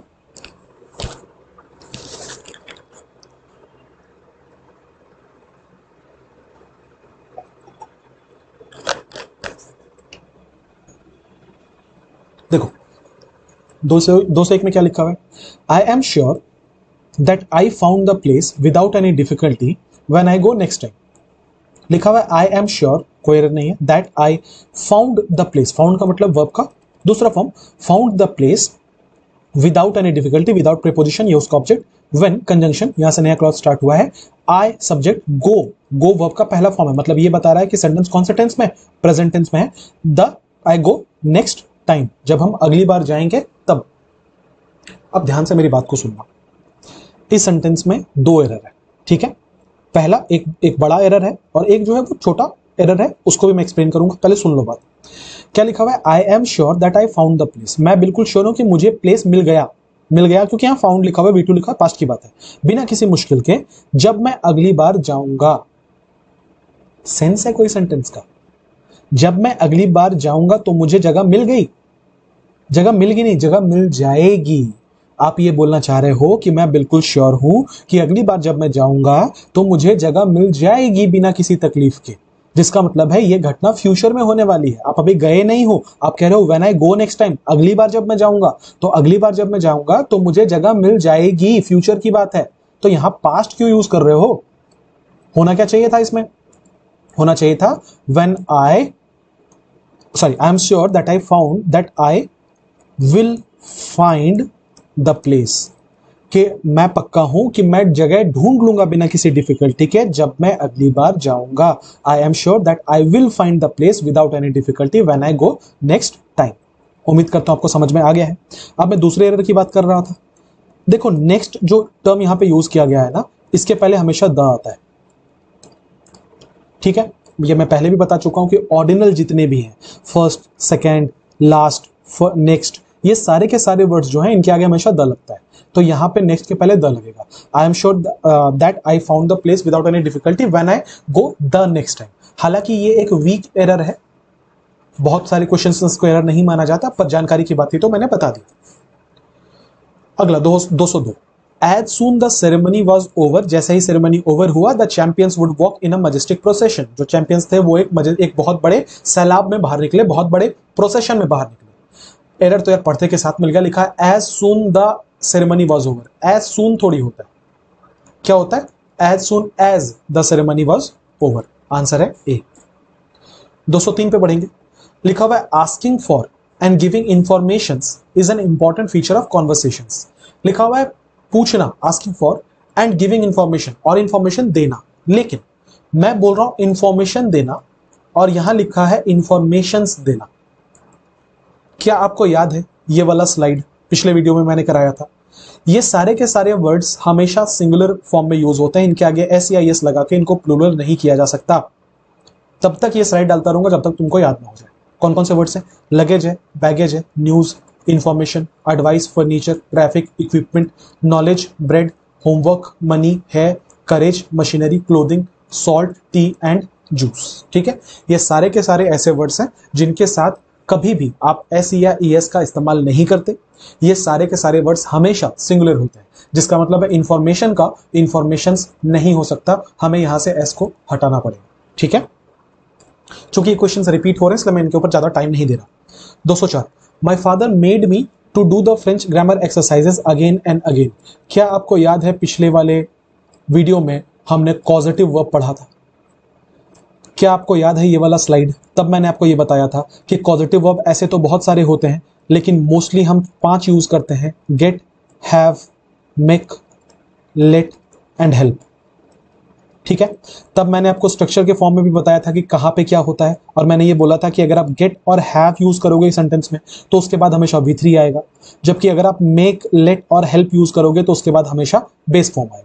एग्जाम्पल देख लो, अगर आपने गॉट यूज किया है तो यहां साइंड यूज कर रहे हो, अगर मेड यूज किया है तो क्लीन यूज कर रहे हो, हैड यूज किया है तो रिपेयर्ड यूज कर रहे हो, गेट और हैव के साथ V3 लगेगा, मेक, लेट और हेल्प के साथ बेस फॉर्म लगेगा, ना टू आएगा, ना ING आएगा, कुछ नहीं आएगा। अब मैं तेजी से इसलिए बढ़ रहा हूं क्योंकि मान के चल रहा हूं अपने पिछले वीडियो में इसके ऊपर मेहनत करी है। ठीक है, तो क्या लिखा था यहां पे? My father made me to do. फिर से वही वाली बात है भाई, अगर आपने मेड लिखा है तो फॉर्म तो ये मेक का ही है ना, तो इसके बाद तो हमेशा बेयर इन्फिनेटिव आता है। बेयर इन्फिनेटिव का ये मतलब है कि केवल V1 आएगा। यहां क्या लिखा हुआ था? Made me to do. गलत है या नहीं है? बिल्कुल गलत है। क्या होना चाहिए था? Made me do. तो आंसर होगा यहां से टू डू को हटा के केवल डू कर देंगे। 204 क्लियर है। 205 पे बढ़ रहा हूं मैं। लिखा है they could be pass their exams if they studied harder. लिखा है they could be pass their exams, कोई सेंस नहीं है। इफ दे स्टडीड हार्डर, अच्छा ये वाला पोर्शन देख के इफ दे स्टडीड हार्डर, क्या आपको लग रहा है कि ये सेंटेंस कंडीशनल में होना चाहिए? अगर कंडीशनल में होना चाहिए तो कौन सा कंडीशनल होगा? मुझे तो सेकंड लग रहा है, क्योंकि सेकंड का स्ट्रक्चर होता है if plus subject plus V2 plus object, आगे चल के subject plus would plus base form plus object, यही फॉर्म लगता है। अब यहां देखने लिखा था if plus subject plus V2, studied तो V2 ही है, इसका मतलब ये वाला फॉर्म तो बिल्कुल मैच कर रहा है, तो आगे वाला फॉर्म भी तो मैच करना चाहिए। यहां क्या लिखा हुआ था? दे कुड बी पास। सबसे पहले तो ग्रामेटिकली ये इनकरेक्ट है, ऐसा स्ट्रक्चर नहीं हो सकता, ठीक है। अगर आप इसको पैसिव में रखोगे तो मॉडल प्लस बी के बाद हमेशा V3 लगता है, तो यहां पास्ड हो जाएगा, पर हमें पैसिव में रखने की जरूरत नहीं है, हम सिंपली सेकंड वाले का स्ट्रक्चर फॉलो कर देंगे। क्या होगा? They would pass their exams. अगर आप मीनिंग में थोड़ा चेंज करना चाहते हो, अगर आप सकता वाले सेंस में जाना चाहते हो, तो आप यहां कुड भी कर सकते हो कि वो लोग पास कर सकते हैं या वो लोग पास करेंगे, दोनों में ये डिफरेंस हो जाएगा। अगर आप वुड बोलोगे तो हो जाएगा वो लोग पास करेंगे, कुड लिखोगे तो उसका मतलब हो जाएगा वो लोग पास कर सकते थे, ठीक है। ये दोनों में बस ये डिफरेंस है, एक कैपेसिटी बता रहा है, एक सर्टेनिटी बता रहा है। बाकी सही दोनों है, वुड भी यूज कर सकते हैं, कुड भी यूज कर सकते हैं, और फॉर दैट मैटर और कोई मॉडल भी यूज कर सकते हैं, बस उस मॉडल का पास्ट होना चाहिए। आप यहां माइट भी यूज कर सकते हैं, ठीक है, बस पास्ट होना चाहिए। तो एरर ये है कि ये फॉर्म जो यहां पे बी है, बी की कोई जरूरत नहीं है, आप कुड पास पे छोड़ दोगे तो आंसर हमारा करेक्ट हो जाए। 206, every country tries to do its good at the Olympic Games as they are held in great prestige। लिखा हुआ है एवरी कंट्री, ये हमने पहले भी किया है कि अगर किसी चीज में ईच लगा हुआ हो, एवरी लगा हुआ हो, आइदर हो, नाइदर हो, तो वो सिंगुलर होता है, तो ये सिंगुलर है एवरी कंट्री। V5 लिखा हुआ है ट्राइज, ट्राइज वर्ब का पांचवा फॉर्म है, इसका मतलब ये वाला भी क्या है? सिंगुलर है। Every country tries to do, to के बाद V1 होता है, बिल्कुल ठीक है। लिखा हुआ है इट्स गुड, हर देश उसका अच्छा करना चाहते हैं, कोई सेंस नहीं मिल रहा। Every country tries to do its good, मतलब आगे बढ़ता है, लिखा है ओलंपिक गेम्स में, क्योंकि इनको बहुत हाई प्रेस्टीज में, बहुत ग्रेट प्रेस्टीज में रखा जाता है। इनको किनको? ओलंपिक गेम्स को। ओलंपिक गेम्स को बहुत ही हाई प्रेस्टीज में रखा जाता है। अगर ये बहुत सम्मानजनक है तो हर कंट्री अपना गुड देगी या हर कंट्री अपना बेस्ट देगी? एक तो ये ग्रामेटिकली इनकरेक्ट है क्योंकि इसका कोई सेंस नहीं बन रहा है। Every country tries to do its good, ये सही नहीं है। होना क्या चाहिए? Every country tries to do its best, हर कंट्री ये चाहती है कि वो अपना बेस्ट दे, ठीक है। सो गुड को हटा के हम क्या करेंगे? उसके जगह पे बेस्ट कर लेंगे। 207 लिखा हुआ है Judy solve the difficult problem by her own without anyone's help. Judy subject है, सॉल्व इसका वर्ब है, द डिफिकल्ट प्रॉब्लम ऑब्जेक्ट है, बाय प्रेपोजिशन, ठीक है, उसका object her own, without preposition, anyone help उसका ऑब्जेक्ट है, ठीक है। नोट करना, हमेशा ऑन वंस ओन होता है, इस केस में ऑन हर ओन होगा। जब भी कभी आप अपनी किसी परेशानी को खुद से सॉल्व करते हैं तो ऑन हर ओन बोला जाता है। मैं अगर अपना काम खुद से करूं ना तो ऑन माय ओन बोलूंगा। मैंने इतने पैसे खुद से कमाए, मैंने इतनी पढ़ाई खुद से की, on my own, not her own, sorry bye her own और एनी अदर प्रीपोजिशन। हमेशा क्या होगा? On her own. तो ये फिक्स प्रीपोजिशन है, इसको नोट कर लेना। ऑन वंस ओन, खुद से काम करना is called on one's own, ठीक है। आंसर है ऑप्शन नंबर बी, बाय नहीं होगा, उसके जगह पे ऑन होगा। 208, you must avoid riding in a crowded बस। आपको अवॉइड करना चाहिए हमेशा कि आप किसी क्राउडेड बस में ट्रेवल करो, राइड करो। और ट्रेवलिंग इन अ मेट्रो, या फिर आप किसी मेट्रो में ट्रेवल करो ड्यूरिंग रश आवर, जब बहुत भीड़ भड़ाका होता है, जब बहुत भीड़ होती है उसको रश आवर कहते हैं। As both are quite unpleasant experiences, क्योंकि दोनों के दोनों काफी खराब अनुभव देंगे आपको। तोड़ते हैं सेंटेंस को। लिखा हुआ यू मस्ट अवॉइड, मस्ट क्या है? यू क्या है? सब्जेक्ट है। मस्ट क्या है? मॉडल है। मॉडल के बाद बेस फॉर्म होता है, तो क्या है? अवॉइड। अब ध्यान रखना, अवॉइड अगर आप किसी सेंटेंस में यूज करते हो तो इसके बाद नॉन फाइनाइट के फॉर्म में जेरेंड आता है। इसको नोट कर लेना कि अवॉइड के बाद जेरेंड आता है। For example, he avoids talking to strangers, कि वो अवॉइड करता है क्या करना? किसी अजनबी से बात करना। He avoids talk to strangers नहीं होगा, he avoids to talk to strangers नहीं होगा, जब भी होगा तो he avoids talking to strangers होगा, ठीक है। तो ये बात आपको नोट करना है कि अवॉइड के बाद हमेशा जेरेंड आता है। मैं क्लीन कर रहा हूं, लिखने की जगह कम है। तो यहां क्या लिखा हुआ था, यू मस्ट अवॉइड राइडिंग, ठीक है, जेरेंड आया है, इन प्रेपोजिशन क्राउडेड बस उसका ऑब्जेक्ट, और ट्रेवलिंग। अब देखो अवॉइड के बाद दो जिरंड का फॉर्म था, एक था राइडिंग से लेके बस तक और दूसरा था ट्रेवलिंग से लेके रश आवर तक। इनमें से यू मस्ट अवॉइड को कॉमन निकाल लिया गया है, जिसका मतलब ये एक्चुअली ट्रेवलिंग और राइडिंग इन दोनों को पैरेलल किया गया है और कंजंक्शन की मदद से, या इन दोनों को कनेक्ट किया गया है और कंजंक्शन की मदद से। ये यहां पे राइडिंग क्यों हुआ, यहां पे ट्रेवलिंग क्यों हुआ, दोनों का सेम रीजन है कि इसके पहले अवॉइड था। उम्मीद करता हूं समझ पाए होंगे। तो लिखा हुआ you must avoid riding in a crowded bus और travelling in a metro during rush hour. यहां तक कोई एरर नहीं है, ट्रेवलिंग सही था, अवॉइड के बाद आईएनजी आता है, उसके बाद इन प्रीपोजिशन था, ये उसका ऑब्जेक्ट था, यहां तक कोई एरर नहीं है। As conjunction both subject are, both चूंकि आप प्लूरल की बात करें तो और लगेगा बिल्कुल। अब आगे लिखा हुआ है क्वाइट अनप्लेजेंट एक्सपीरियंसेस। देखो क्या एरर है, बड़ा ही तगड़ा सवाल था। क्वाइट नहीं क्वाइट होगा, ये दोनों के बीच में ना बहुत बार एग्जाम में क्वेश्चन पूछा जाता है। क्वाइट का मतलब होता है शांत, क्वाइट का मतलब होता है काफी, ठीक है। क्वाइट मतलब होता है बेसिकली इंग्लिश में अलॉट के सेंस में इसको यूज किया जाता है। जहां पे आप क्वाइट बोलते हो इसका मतलब होता है नॉइजलेस, विदाउट नॉइज, नॉइजलेस, उसके सेंस में क्वाइट यूज किया जाता है, ठीक है। तो क्या लिखा हुआ है, as both are quite unpleasant, ये क्या कहना चाहता है कि बहुत ही शांत अनप्लेजेंट अनुभव है, बहुत ही शांत खराब अनुभव है, नहीं, बहुत ही खराब अनुभव है मतलब काफी खराब अनुभव है। तो आप जब इस अनप्लेजेंट के डिग्री को बढ़ाना चाहते हो कि कितना अनप्लेजेंट है, काफी अनप्लेजेंट है, तो काफी बोलो ना, शांत क्यों बोल रहे हो। आंसर कौन सा होगा, ऑप्शन नंबर सी, क्वाइट नहीं होगा, क्या होगा, क्वाइट अनप्लेजेंट एक्सपीरियंसेस, काफी खराब अनुभव। 209 लिखा हुआ है the river appears to have got its name from the town nearby, ठीक है। लिखा हुआ है द रिवर, यहां का सब्जेक्ट था, अपीयर्स वर्ब आया है, चूंकि रिवर सिंगुलर था इसलिए अपीयर्स V5 में आया है, कोई एरर नहीं है। To have got its name, कि रिवर को उसका नाम मिला है, कोई एरर नहीं है। From the town nearby, पास के टाउन से।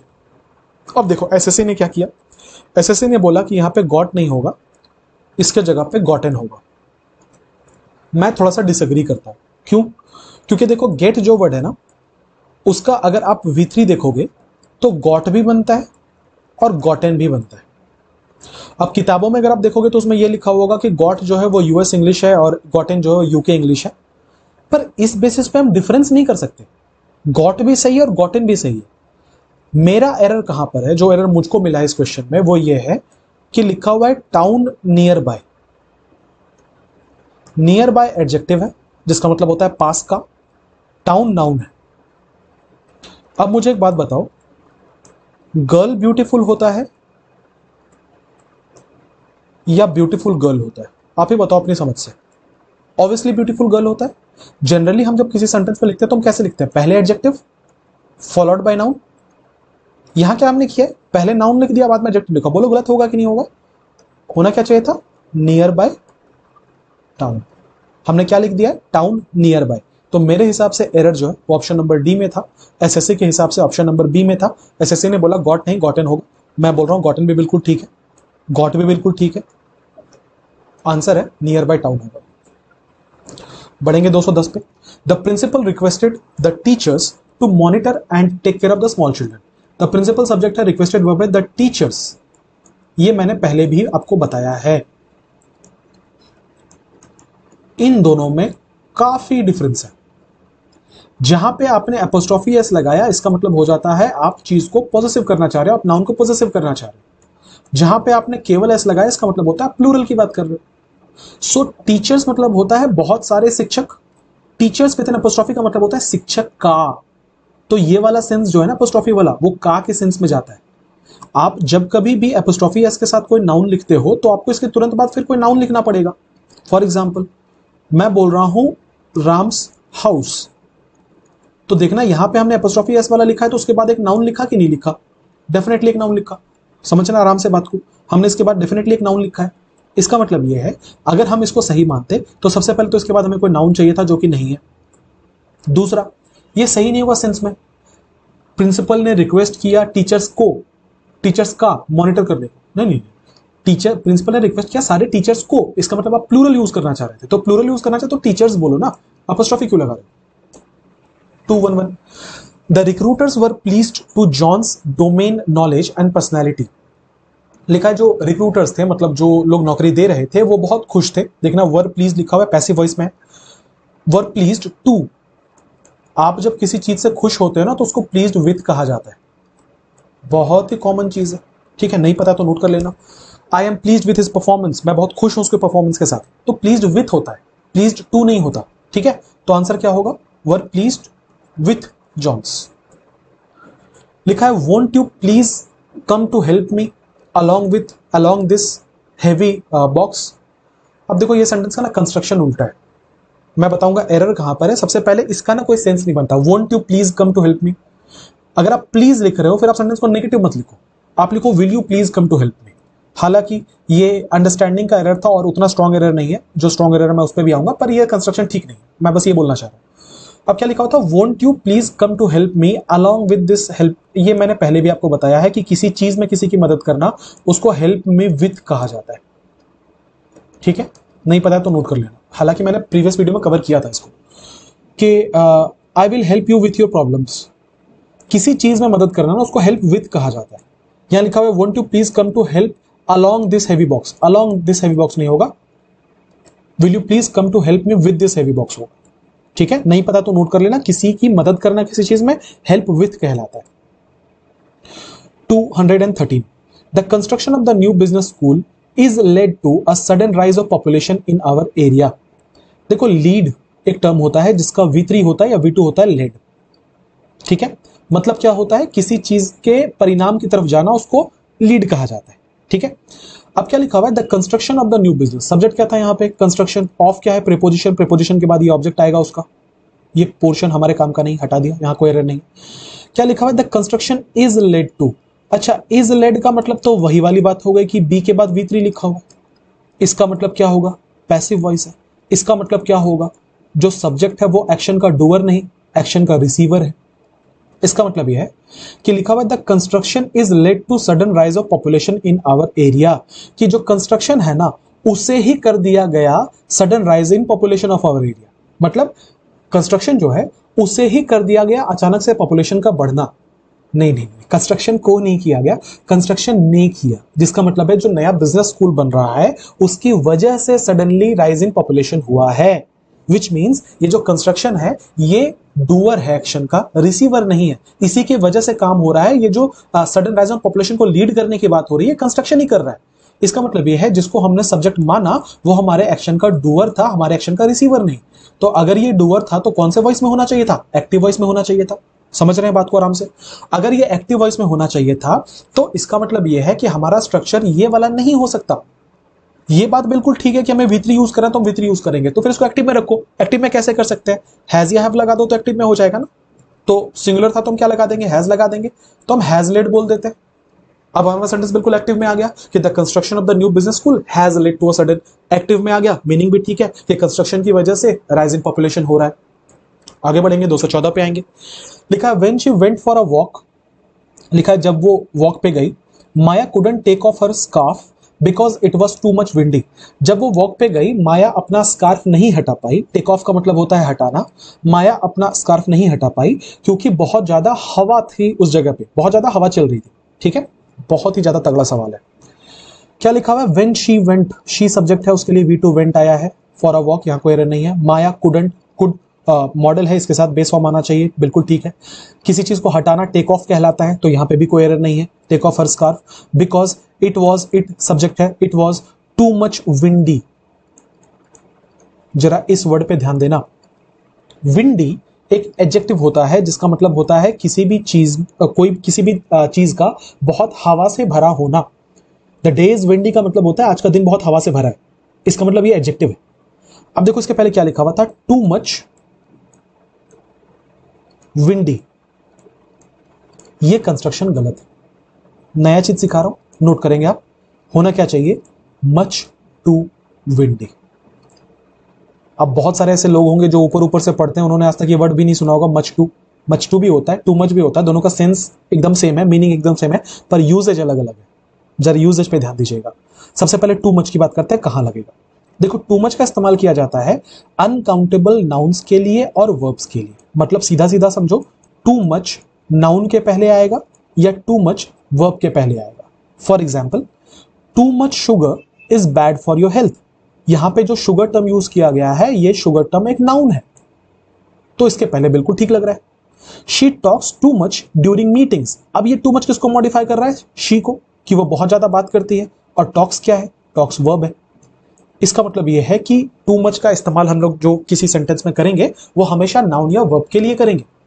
जबकि जब हम मच टू की बात करते हैं तो मच टू का इस्तेमाल कहां किया जाता है? इसका इस्तेमाल किया जाता है एडजेक्टिव के साथ या एडवर्ब के साथ। कहां किया जाता है? एडजेक्टिव के साथ या एडवर्ब के साथ। ठीक है, for example the movie was much too long. Long क्या होता है भाई? एडजेक्टिव होता है, तो इसके साथ मच टू लगा हुआ है। The test is much too difficult. Difficult क्या है? एडजेक्टिव है, तो इसके साथ मच टू लगा हुआ है। तो यहां से हमने क्या सीखा? टू मच का इस्तेमाल नाउन या वर्ब को मॉडिफाई करने के लिए होगा, मच टू का इस्तेमाल एडजेक्टिव या एडवर्ब को मॉडिफाई करने के लिए होगा। अब वापस आ रहा हूं मैं सवाल पे, क्या लिखा हुआ था? To much windy, right? Already ऊपर सिखा चुका, ये एक एडजेक्टिव है। तो भैया अगर ये एक एडजेक्टिव है तो क्या लगेगा? मच टू लगेगा कि नहीं लगेगा? तो टू मच को हटाओ, उसके जगह पे मच टू कर लो। ठीक है, आगे बढ़ेंगे। अगले सवाल पे आते 215। लिखा we don't really want a large house. हमें सच में एक बड़े घर की जरूरत नहीं है। We are looking for some comfort and some convenience on a moderate price. लिखा हुआ है हमें बहुत ज्यादा बड़े घर की जरूरत नहीं है, हम लोग कंफर्ट देख रहे हैं और कन्वीनियंस देख रहे हैं एक मॉडरेट प्राइस पे। ठीक है, तो जब आप किसी चीज को मॉडरेट प्राइस पे देख रहे हो तो उसको एट अ मॉडरेट प्राइस बोलो, ऑन अ मॉडरेट प्राइस नहीं। अगेन ये फिक्स प्रीपोजिशन है। किसी चीज के दाम को बताते हुए हम हमेशा बोलते हैं एट अ प्राइस। आपने सुना होगा this car is being sold at a price of 5 lakhs। At a price, ठीक है, not on a price. Next, Lalita will go two sisters house in Mumbai this summer. Lalita subject है, विल मॉडल है, उसके साथ base form आता है गो। ठीक है, गो टू होगा। सिस्टर्स हाउस, हमें हमारा एरर मिल गया है, लिखा हुआ है सिस्टर्स हाउस। किसकी बहन के घर चली जाएगी ललिता? लिखा हुआ है Lalita will go two sisters house. Lalita जो है वो बहन के घर चली जाएगी। किसके बहन के घर चली जाएगी? पता नहीं। एक रूल है, हालांकि ये एग्जैक्ट रूल तो नहीं है, पर एक कन्वीनियंस के लिए लोग यूज करते हैं कि अगर आप किसी सेंटेंस में पोजेसिव नाउन का यूज करो, अपोस्ट्रोफियस लगा के यूज करो, तो इसके पहले आपको कोई ना कोई पॉजिटिव प्रोनाउन यूज करना, एडजेक्टिव यूज करना पड़ता है। तो क्या यूज करेंगे यहां पे हम लोग? हर। कि ललिता कहां जाएगी? अपनी बहन के घर तो जाएगी। So Lalita will go to her sister's house. ठीक है, मैं बोलता हूं I am going to father's function. ठीक है, गलत है, होना क्या चाहिए? I am going to my father's function, I am going to her father's function, I am going to his father's function. हम ऐसे डायरेक्टली फादर्स फंक्शन नहीं लिखते नॉर्मली। ठीक है, तो क्या करेंगे? हर sister's house. I never miss a cricket match, I am fond of cricket from childhood. लिखा है कि मैं कभी क्रिकेट मैच मिस नहीं करता, मुझे क्रिकेट बहुत पसंद है बचपन से। चाइल्डहुड, आपको नहीं लगता कि ये एक पॉइंट ऑफ टाइम है? तो अगर भाई साहब ये पॉइंट ऑफ टाइम है तो फ्रॉम चाइल्डहुड होगा या सिंस चाइल्डहुड होगा? ये चीज आपने प्रीपोजिशन चैप्टर में पढ़ा होगा, जहां से भी आपने कोर्स कंप्लीट किया है, कि जब भी आप किसी पॉइंट ऑफ टाइम की बात करते हो तो वहां हमेशा सिंस लगता है। इसका मतलब यह है कि यहां फ्रॉम नहीं होगा, यहां पे क्या होगा? सिंस होगा। ठीक है, आंसर यह है कि फ्रॉम नहीं होगा, इसके जगह पे सिंस होगा। पर बात यहां खत्म नहीं होती। अब देखो एसएससी कभी कभी, जैसा मैं हमेशा बोलता हूं, कि कुछ मस्त माल फूक के क्वेश्चन सेट करती है। अब हमने जब इसको सिंस कर दिया तो पता है प्रॉब्लम क्या हुआ? प्रॉब्लम यह हुआ कि सिंस यूज करते ही हमें सेंटेंस को रखना पड़ेगा प्रेजेंट परफेक्ट कॉन्टिन्यूअस में। याद होगा रूल, मैंने कई बार पढ़ाया है। इसका मतलब यह है, फिर ये जो लिखा हुआ है ना कि I am fond of cricket, ये भी गलत है। होना चाहिए आई have been fond of cricket. अब मैं बिन क्यों यूज कर रहा हूं? क्योंकि फॉन्ड वर्ड का आईएनजी नहीं बन सकता, ये तो स्टेट है। ठीक है, स्टेटिव वर्ब्स मैंने पढ़ाया है आपको, इसमें आईएनजी नहीं लग सकता। तो हम क्या करेंगे? हम इसको प्रेजेंट परफेक्ट में ही रखेंगे और पैसिव वॉइस में कर देंगे, इसको आई हैव बिन फॉन्ड कर देंगे। ठीक है, पैसिव नहीं बोलूंगा, इसको हम लोग बेसिकली बिन लगा के स्टेट वाले सेंटेंस में डाल देंगे। क्या अवस्था बता रहे हैं? तो क्या हो जाएगा? I never miss a cricket match as I have been fond of cricket since childhood. अब इस लॉजिक से दो पार्ट में एरर है, पर जैसा मैंने बोला एसएससी माल फूक के क्वेश्चन सेट करती है, तो ये सारे क्वेश्चन चैलेंज होते हैं एग्जाम में। 218, several prominent film stars have appeared on television on behalf of awareness about hand hygiene। आज ना बहुत सारे ऐसे क्वेश्चन है जिसमें ग्रामर का कोई रूल नहीं है, सिंपल अंडरस्टैंडिंग का एरर है। क्या लिखा हुआ है कि सेवरल प्रोमिनेंट फिल्म स्टार्स, यहीं से बात फिर से आती है कि कितना रीडिंग करते हो, जितना ज्यादा रीडिंग करोगे उतना ये सारे क्वेश्चन आपको आसान लगेंगे।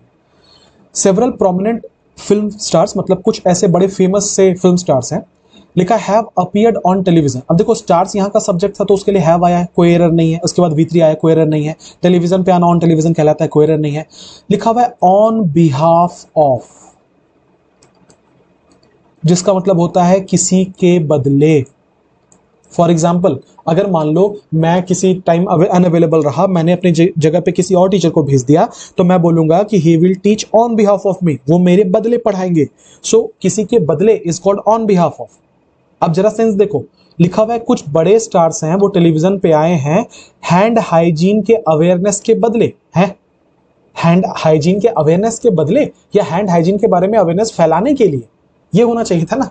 तो यहां पे जहां पे लिखा है ऑन बिहाफ ऑफ अवेयरनेस, ये वाला पूरा का पूरा फ्रेज ही गलत है। सही आप कुछ भी कर सकते हो, मैं कर देता हूं टू रेज अवेयरनेस अबाउट, मैं ये भी कर सकता हूं, ठीक है। आप बाकी जो सही लगे वो कर दो, पर ऑन बिहाफ ऑफ नहीं होगा। अगेन अंडरस्टैंडिंग का एरर था ये वाला। 219 the concept became too much clear to me after my tutor showed me the diagram. जो कॉन्सेप्ट था वो मेरे लिए बिल्कुल क्लियर हो गया जब मेरे ट्यूटर ने मुझे डायग्राम बताया। मैं ज्यादा स्ट्रेस नहीं दूंगा इस क्वेश्चन पर, ज्यादा टाइम नहीं दूंगा, अभी जस्ट बताया है आपको। लिखा हुआ है टू मच क्लियर, याद आ रहा है टू मच के बाद किसको मॉडिफाई करता है, नाउन और वर्ब को। मच टू किसको करता है, एडजेक्टिव को। अब बस इतना पता लगाना है कि क्लियर एडजेक्टिव है कि नाउन है। जहां तक मुझे समझ में आ रहा है क्लियर एडजेक्टिव होता है। मैं बार बार बोलता हूं, कोई भी एक छोटा सा फ्रेज बना लो। For example clear picture, picture क्या है, नाउन है, तो क्लियर क्या है, एडजेक्टिव है। होता है कि नहीं होता? अगर ऐसा होता है इसका मतलब ये एडजेक्टिव है, तो इसके पहले हम लोग क्या लगाएंगे, टू मच लगाएंगे, मच टू लगाएंगे, कॉमन सेंस, मच टू लगाएंगे, आंसर होगा much too. 220 the balloon flew up as soon as the man cutting the string, कि वो जो बलून था वो ऊपर चला गया जैसे ही आदमी ने स्ट्रिंग काटा। तो लिखा हुआ है the balloon flew up as soon as the man cutting the string. Cutting तो वर्ब का चौथा फॉर्म है। कितनी बार हमने ये वाला रूल किया कि V4 जब भी लिखोगे तो इसके पहले हमें कोई ना कोई हेल्पिंग वर्ब लगाना पड़ेगा। इज एम आर लगा दो, वॉज वर लगा दो, और या तो फिर कटिंग ही हटा दो, क्योंकि ये अकेले कभी नहीं आ सकता। ये V4 है, V4 कभी अकेले नहीं आ सकता। तो एरर तो हमें मिल गया। आप सुधार कर क्या लिखेंगे, आप कुछ भी लिख सकते हो। The balloon flew up as soon as the man cut the string लिख दो। कट यहाँ पे मैं V2 जैसा यूज कर रहा हूँ, पास्ट यूज कर रहा हूँ, कि बलून उड़ गया जैसे ही उस इंसान ने उसका स्ट्रिंग काटा। The balloon flew up as soon as the man cut the string. ठीक है, आगे बढ़ेंगे। 21 लिखा है Mithila art tradition is passed on from one generation through a next by children watching and helping their mothers and grandmothers. लिखा है Mithila art tradition जो है ना, उसे पास किया जाता है। देखो फिर से यहाँ पे बी के बाद V3 है, मतलब ये पैसिव वॉइस में है। ट्रेडिशन किसी को पास नहीं कर रहा है, ट्रेडिशन को पास किया जा रहा है। सो मिथिला आर्ट ट्रेडिशन जो है उसे पास किया जा रहा है कहां से, एक जनरेशन से अगले जनरेशन तक। तो यार जब एक जनरेशन से अगले जनरेशन तक जा रहा है तो from one generation through a next होगा कि टू द नेक्स्ट होगा। हम लोग क्या बोलते हैं, from one generation to the next generation. तो यहां पे तो थ्रू लिखा हुआ था, बहुत ही सिंपल एरर है, अंडरस्टैंडिंग का एरर है। थ्रू नहीं होगा, इसके जगह पे क्या होगा, टू। दूसरा यहाँ पे अ नेक्स्ट लिखा हुआ है, पहले इसी वीडियो में बताया था कि नेक्स्ट अपने आगे द लेता है, तो इसको टू द नेक्स्ट कर दो, ये सही होगा कि from one generation to the next generation. आगे बढ़ेंगे। 222 electric heaters were providing to all officers at the guest house. Subject क्या है, हीटर्स। क्या लिखा हुआ है, वर प्रोवाइडिंग, वर प्रोवाइडिंग। तो वर के आगे तो आईएनजी लग ही सकता है, तो यहां तो कोई एरर नहीं लग रहा। किसको मिल रहा है, टू ऑल ऑफिसर्स, सारे ऑफिसर्स को कहां मिल रहा है, एट द गेस्ट हाउस। ये प्रीपोजिशन था, ये उसका ऑब्जेक्ट था, ये प्रीपोजिशन था, ये उसका गेस्ट हाउस ऑब्जेक्ट था। यहां कोई एरर नहीं है, पर एक जगह एरर मुझे क्लियरली दिख रहा है। क्या एरर दिख रहा है, अब देखो क्या लिखा हुआ है, मीनिंग समझना। Electric heaters were providing to all officers. Electric heaters सारे ऑफिसर्स को दे रहे थे। हैं, इलेक्ट्रिक हीटर्स दे रहे थे, सेंस ये बन रहा है कि इलेक्ट्रिक हीटर्स को दिया जा रहा था, मतलब सारे ऑफिसर्स को इलेक्ट्रिक हीटर्स दिया जा रहा था। सो ये जो प्रोवाइड वर्ड को अगर मैं पकड़ूं तो ये हीटर्स जो है ना, ये इसका डूअर नहीं है। हीटर किसी को प्रोवाइड नहीं कर रहा, जबकि ये इसका रिसीवर है, विच मीन्स हीटर को ही प्रोवाइड किया जा रहा है। सबको हीटर दिया जा रहा है, मतलब हीटर तो किसी को कुछ नहीं दे रहा, हीटर को दिया जा रहा है। तो प्रोवाइड करने का काम हीटर के ऊपर हो रहा है, विच मीन्स हम लोग पैसिव एक्शन के बारे में बात कर रहे हैं, पैसिव वॉइस के बारे में बात कर रहे हैं। तो भैया जब पैसिव वॉइस के बारे में बात कर रहे हैं तो पैसिव का ऐसा कौन सा स्ट्रक्चर था जिसमें V4 आता है? पैसिव का तो मतलब ही होता है वर्ब का तीसरा फॉर्म। इसी वीडियो में कितनी बार बताया कि बी लगेगा, बी के बाद V3 लगेगा। तो यहां प्रोवाइडिंग कैसे करोगे? प्रोवाइडेड करोगे ना। आंसर क्या हो जाएगा? प्रोवाइडेड। बढ़िया सवाल था। 23 पे बढ़ेंगे। लिखा Einstein school teachers thought he would never success in life. लिखा है कि आइंस्टाइन के जो स्कूल टीचर्स थे, टीचर्स प्लूरल है, इसके साथ V2 थॉट आ रहा है, पास्ट है। ही सब्जेक्ट वुड, वुड क्या है? मॉडल है। नेवर सक्सेस, सक्सेस लिखा हुआ है, सक्सेस नाउन होता है भाई। हम लोगों ने क्या पढ़ा है कि मॉडल के बाद हमेशा बेस फॉर्म होता है। किसका बेस फॉर्म? नाउन का ना भाई, वर्ब का। कोई मॉडल लिखोगे तो उसके बाद वर्ब ही तो लिखोगे। कभी ऐसा लिखा है I can school, I can water? नहीं ना, इसके बाद कोई वर्ब लिखोगे ना कि I can go to school, I can drink water, कोई वर्ब होगा ना इसके बाद। इसका मतलब यहां तो कोई वर्ब होना चाहिए। अगर कोई वर्ब होना चाहिए तो सक्सेस क्यों लिख रहे हो? फिर वर्ब लिखो ना। वर्ब क्या होता है? सक्सीड। तो आंसर क्या हो जाएगा कि Einstein school teachers thought he would never succeed in life. Success नहीं, succeed. 24 the man would have attacked you if you went that way. पढ़ के ही पता चल रहा है कंडीशनल है, कंडीशनल है। ठीक है, अब देखो मैं स्ट्रक्चर लिख दे रहा हूं। अगर ये सेकंड कंडीशनल है तो स्ट्रक्चर क्या होगा? If plus subject plus V2, आगे चल के subject plus would plus base form, अगर सेकंड है तो। अगर थर्ड है तो क्या होगा? If plus subject plus had plus V3, आगे चल के subject plus would have plus V3। यही स्ट्रक्चर होता है ना। जरा सवाल देखना, लिखा हुआ है the man would have attacked you if you went that वे। अब हमारे पास दो उपाय है, या तो हम वेंट को वेंट छोड़ दें, मतलब हम इस स्ट्रक्चर की बात कर रहे हैं कि V2 का V2 छोड़ दें, और इधर में वुड हैव अटैक्ड को चेंज करके वुड अटैक कर दें। एक तरीका तो ये होता है सुधारने का कि हम इसको सबको सेकंड कंडीशन में रखें, यहां पे वेंट छोड़ दें, यहां वुड हैव अटैक्ड को वुड अटैक कर दें। पर उससे गड़बड़ होगा। क्या गड़बड़ होगा पता है? देखो, अगर हम उस तरीके से आंसर करेंगे तो ए में एरर होगा क्योंकि यहां से हमें हैव हटाना है, लेकिन साथ ही साथ में बी में भी एरर हो जाएगा क्योंकि फिर हमको अटैक्ड हटा के अटैक करना पड़ेगा, विच मीन्स दो पार्ट में एरर हो जाएगा, which is obviously quite not possible. Second option ये है कि हम इसको थर्ड में कर देते हैं। अगर हमने थर्ड में करना है तो हम क्या करेंगे? हैड गॉन, वेंट को हटा के हैड गॉन कर देंगे, जो बचा हुआ पोर्शन है उसको जैसा का वैसा छोड़ देंगे। तो वुड हैव भी सही है, अटैक्ड भी सही है, सिर्फ वेंट को हटा के हमें हैड गॉन करना है। अब कौन से पार्ट में एरर हुआ? डी पार्ट में, और एक ही पार्ट में।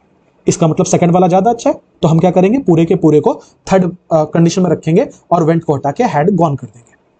225 employees were given incentives based eight their performance. देखो यहां पे फिर से वर गिवन लिखा हुआ है, मतलब बी के बाद V3 है, विच मीन सेंटेंस पैसिव में है। मैं बार बार एक्सप्लेन कर रहा हूं ताकि आपको एकदम क्रिस्टल क्लियर हो जाए। क्यों? क्योंकि इंप्लॉइज किसी को इंसेंटिव नहीं दे रहे थे, इंप्लॉइज को इंसेंटिव दिया जा रहा था, विच मींस ये जो इंसेंटिव देने की बात है, इंप्लॉइज डूअर नहीं थे, रिसीवर थे उसके। तो अगर भैया रिसीवर की बात करोगे तो पैसिव होगा। तो इंप्लॉइज वर गिवन इंसेंटिव्स, बिल्कुल ठीक है कि उनको इंप्लॉइज को इंसेंटिव्स दिए गए based eight their performance, based on their performance. Note कर लेना, बेस्ड के बाद ऑन आता है, फिक्स प्रीपोजिशन है, बेस्ड के बाद हमेशा ऑन आता है, बेस्ड ऑन देयर परफॉर्मेंस। 226 में जरा पानी पी लो, ट्राई कर लो एक बार।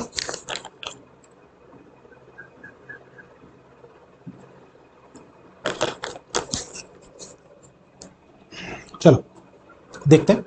लिखा है economists have declared that, economists यहां का सब्जेक्ट, हैव डिक्लेयर्ड, हैज या हैव के बाद V3 लगता है, देखो V3 लगा हुआ है। दैट एक क्लॉज यहां पे खत्म हो गया, in case you missed it, ये दैट कंजंक्शन है, क्लॉज यहां खत्म हो गया, तो दूसरा क्लॉज स्टार्ट हो गया। 2020 ग्रेजुएट्स, सब्जेक्ट क्या है? ग्रेजुएट्स। विल फेस, विल क्या है? मॉडल है, मॉडल के बाद बेस फॉर्म लगता है, तो बिल्कुल ठीक है, will face the worse job depression, the worse job depression मतलब बिल्कुल ही जॉब नहीं रहेंगे, सबसे खराब दौर आएगा जॉब को लेके। Since conjunction the great depression, conjunction नहीं प्रीपोजिशन है यहाँ पे, कि अगर आप देखोगे तो जो द ग्रेट डिप्रेशन जिसको कहा जाता है, वहां से लेकर अब तक का सबसे खराब डिप्रेशन आएगा बिकॉज ऑफ जो प्रीपोजिशन है the covid pandemic, covid pandemic के वजह से। तो देखो सिंस प्रीपोजिशन था, ये उसका ऑब्जेक्ट था, बिकॉज ऑफ प्रीपोजिशन था, ये उसका ऑब्जेक्ट था, तो यहां से लेकर यहां तक तो कोई एरर नहीं। यहां मैंने बता दिया था इकोनॉमिस्ट हैव डिक्लेयर्ड, कोई एरर नहीं है। 2020 ग्रेजुएट्स विल फेस, कोई एरर नहीं है। फिर एरर है कहां? एरर है यहां, द वर्स देखो मैंने आंसर भी सही सही लिख दिया है, the worst job depression, the worst लिखा हुआ था। क्या आप ये बात समझते हैं कि बैड पॉजिटिव होता है, वर्स्ट कॉम्पैरेटिव होता है और वर्स्ट सुपरलेटिव होता है? अगर आप वर्स्ट का इस्तेमाल कर रहे हो जिसका मतलब है आप कॉम्पैरेटिव का इस्तेमाल कर रहे हो, किसी भी जगह पे अगर आप कॉम्पैरेटिव इस्तेमाल करोगे तो आपको इसके बाद दैन लिखना पड़ेगा, ये बात भी आपको पता है। तो अगर भैया इसके बाद हमें दैन लिखना पड़ेगा तो ये गलत होगा कि नहीं होगा? डेफिनेटली 100%, 110% गलत होगा, क्योंकि कहीं पे भी किसी से कंपेयर नहीं किया जा रहा, कहीं पे हमें दैन नहीं लिखा हुआ। इसका मतलब आप क्या बात कर रहे हो कि ग्रेट डिप्रेशन से लेकर अब तक का सबसे खराब, तो जैसे आपने सबसे बोला वो सुपरलेटिव हो गया ऑटोमेटिकली। अगर सुपरलेटिव हो गया तो वहां पे वर्स नहीं होगा, उसकी जगह पे क्या होगा? वर्स्ट होगा, वर्स्ट जॉब डिप्रेशन। 227 लिखा हुआ है until I was still a little week. Until मतलब होता है जब तक, ये टाइम बताने के लिए शो किया जाता है। लिखा है कि जब तक मैं थोड़ा और कमजोर हूं, I decided to walk home from the metro station. मैंने डिसाइड किया कि मैं मेट्रो स्टेशन से घर पैदल चलकर जाऊंगा। मीनिंग बन रहा है अंटल, जब तक मैं थोड़ा कमजोर हूं, सही नहीं है। जब तक मैं थोड़ा कमजोर हूं नहीं, होना क्या चाहिए? क्योंकि मैं थोड़ा कमजोर हूं, since I was a little weak या because I was a little weak, दोनों में से कुछ भी। अंटिल टाइम के लिए यूज किया जाता है, कंडीशन के लिए नहीं, रीजन बताने के लिए नहीं। आप यहां रीजन बता रहे हो कि क्योंकि मैं कमजोर था मैंने डिसाइड किया कि मैं पैदल जाऊंगा। इसका यह मतलब है कि यहां पे क्या होना चाहिए था? Because I was a little weak I decided to walk home from the metro station. आप और भी कोई यहां पे कंजंक्शन अप्रोप्रिएट लगा सकते हो जिसका सेंस बने, अंटिल नहीं होगा। 228 the government has announced, government singular है, उसके लिए हैज आया है, कोई एरर नहीं है। अनाउंस्ड वर्ब का तीसरा फॉर्म है, कोई एरर नहीं है। ये अ ग्रेजुअल रिबूट इसका ऑब्जेक्ट है। ऑफ प्रीपोजिशन एयर ट्रेवल उसका ऑब्जेक्ट है। Who was halted 2 months ago due to lockdown. लिखा हुआ है हु वॉज हॉल्टेड। अच्छा, वॉज हॉल्टेड क्यों लिखा हुआ है? क्योंकि ये पैसिव वॉइस में है कि उसे रोका गया, उसने किसी को नहीं रोका। कितने? 2 महीने ड्यू टू लॉकडाउन। अब मैं सेंटेंस पूरा पढ़ रहा हूं, क्या लिखा हुआ है? गवर्नमेंट ने अनाउंस किया, the government has announced a gradual reboot. Government ने अनाउंस किया कि धीरे धीरे करके चीजें बेहतर होंगी ऑफ एयर ट्रेवल, जो फ्लाइट्स की बात हो रही है, एयर ट्रेवल की बात हो रही है, जिससे 2 महीने रोका गया था लॉकडाउन के वजह से। किसे रोका गया था? किसी इंसान को नहीं, एयर ट्रेवल को रोका गया था। ये जो हु आया है इसका एंटीसीडेंट कौन है? Air travel. किसकी बात हो रही है? किसे रोका गया? एयर ट्रेवल को रोका गया। तो जब एयर ट्रेवल को रोका गया है तो हम हु इस्तेमाल करें कि विच इस्तेमाल करें? ये आपने प्रोनाउन में पढ़ा होगा कि हु का इस्तेमाल ह्यूमन बींग्स के लिए किया जाता है और विच का इस्तेमाल नॉन लिविंग चीजों के लिए किया जाता है। इसका यह मतलब है कि we are dealing with some non living thing. तो हु क्यों बोल रहे हो? विच बोलो ना, फिर आंसर क्या होगा? हु के जगह पे विच। 229 लिखा है keep looking and you are sure to find the meaning of the word on that page. लिखा हुआ है देखते रहो और तुम निश्चित हो जाओगे कि तुम्हें उसका मतलब, उस शब्द का मतलब उस पेज पे मिल जाएगा। लिखा keep looking and you are sure to find the word on that page. किसी खास वर्ड की बात हो रही है कि वो वर्ड जो है उस पेज पे मिल जाएगा। एसएससी ने इसको नो एरर किया था, मैं भी नो एरर करूंगा, हालांकि इसमें एक छोटा सा वीक सा एरर है। यहां पे ना ये फिट नहीं आ रहा कि keep looking and you are sure to find, होना चाहिए you will be sure to find, क्योंकि अभी तक उसने ढूंढा नहीं है। वो कह रहा है आप देखते रहो आपको मिल जाएगा, ये फ्यूचर का इवेंट है। पर ये इतना वीक एरर इसको आंसर नहीं कर सकते, क्योंकि ये जो लिखा है ये गलत नहीं है, थोड़ा सा पढ़ने में अटपटा लग रहा है, या ऐसे बोलूं कि मीनिंग ठीक से कन्वे नहीं कर पा रहा। 230 most hotels offer for their guests complimentary breakfast during their stay there. लिखा है कि ज्यादा करके जो होटल है ना वो अपने गेस्ट को कॉम्प्लीमेंट्री ब्रेकफास्ट देते हैं, मतलब फ्री में ब्रेकफास्ट देते हैं, फ्री में नाश्ता देते हैं ड्यूरिंग देयर स्टे देयर, जब उनके जो गेस्ट हैं वो वहां रुकते हैं। तो लिखा है most hotels offer, hotels plural है इसकी वजह से ऑफर V1 में आया, यहां कोई एरर नहीं है। ऑफर फॉर देयर गेस्ट्स, ज्यादा करके जो होटल्स हैं वो अपने गेस्ट के लिए ऑफर करते हैं, गेस्ट के लिए ऑफर करते हैं, गेस्ट को ऑफर करते हैं। यहां पे फॉर यूज करने का कोई सेंस ही नहीं है। दूसरा, ऑफर एक ट्रांजिटिव वर्ब है। ट्रांजिटिव वर्ब होने का मतलब यह है कि इसके तुरंत बाद आपको कोई नाउन लिखना पड़ेगा या नाउन फ्रेज लिखना पड़ेगा, नाउन क्लॉज लिखना पड़ेगा।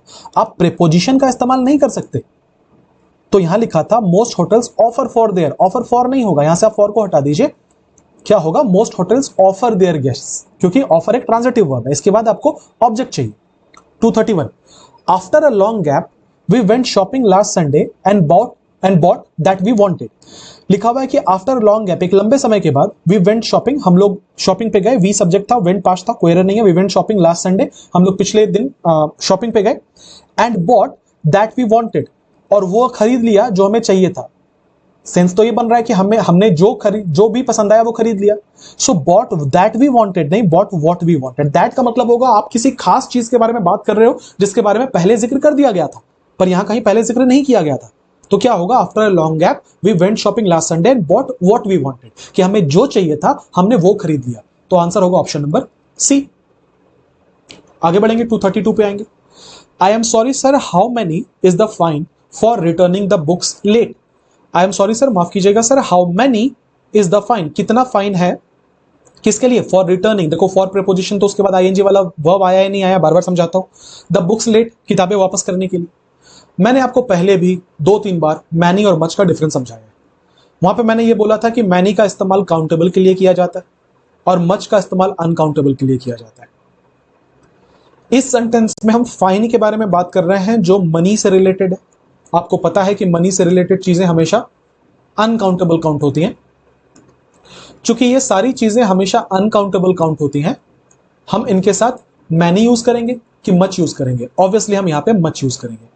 आप जब किसी दुकान में जाते हो कुछ खरीदने के लिए और आप इंग्लिश में पूछते हो कितना दाम है इसका, तो आप क्या बोलते हो, हाउ मच। मतलब कितना कितना प्राइस है, क्या प्राइस है इसका, कभी नहीं बोलते हाउ मैनी। ठीक है, सो प्राइस के सेंस में, मनी के सेंस में, फाइन के सेंस में हमेशा मच का इस्तेमाल होता है। ठीक है, वहां मैनी का इस्तेमाल कभी भी नहीं होता है। आगे बढ़ेंगे, 233 पे आएंगे।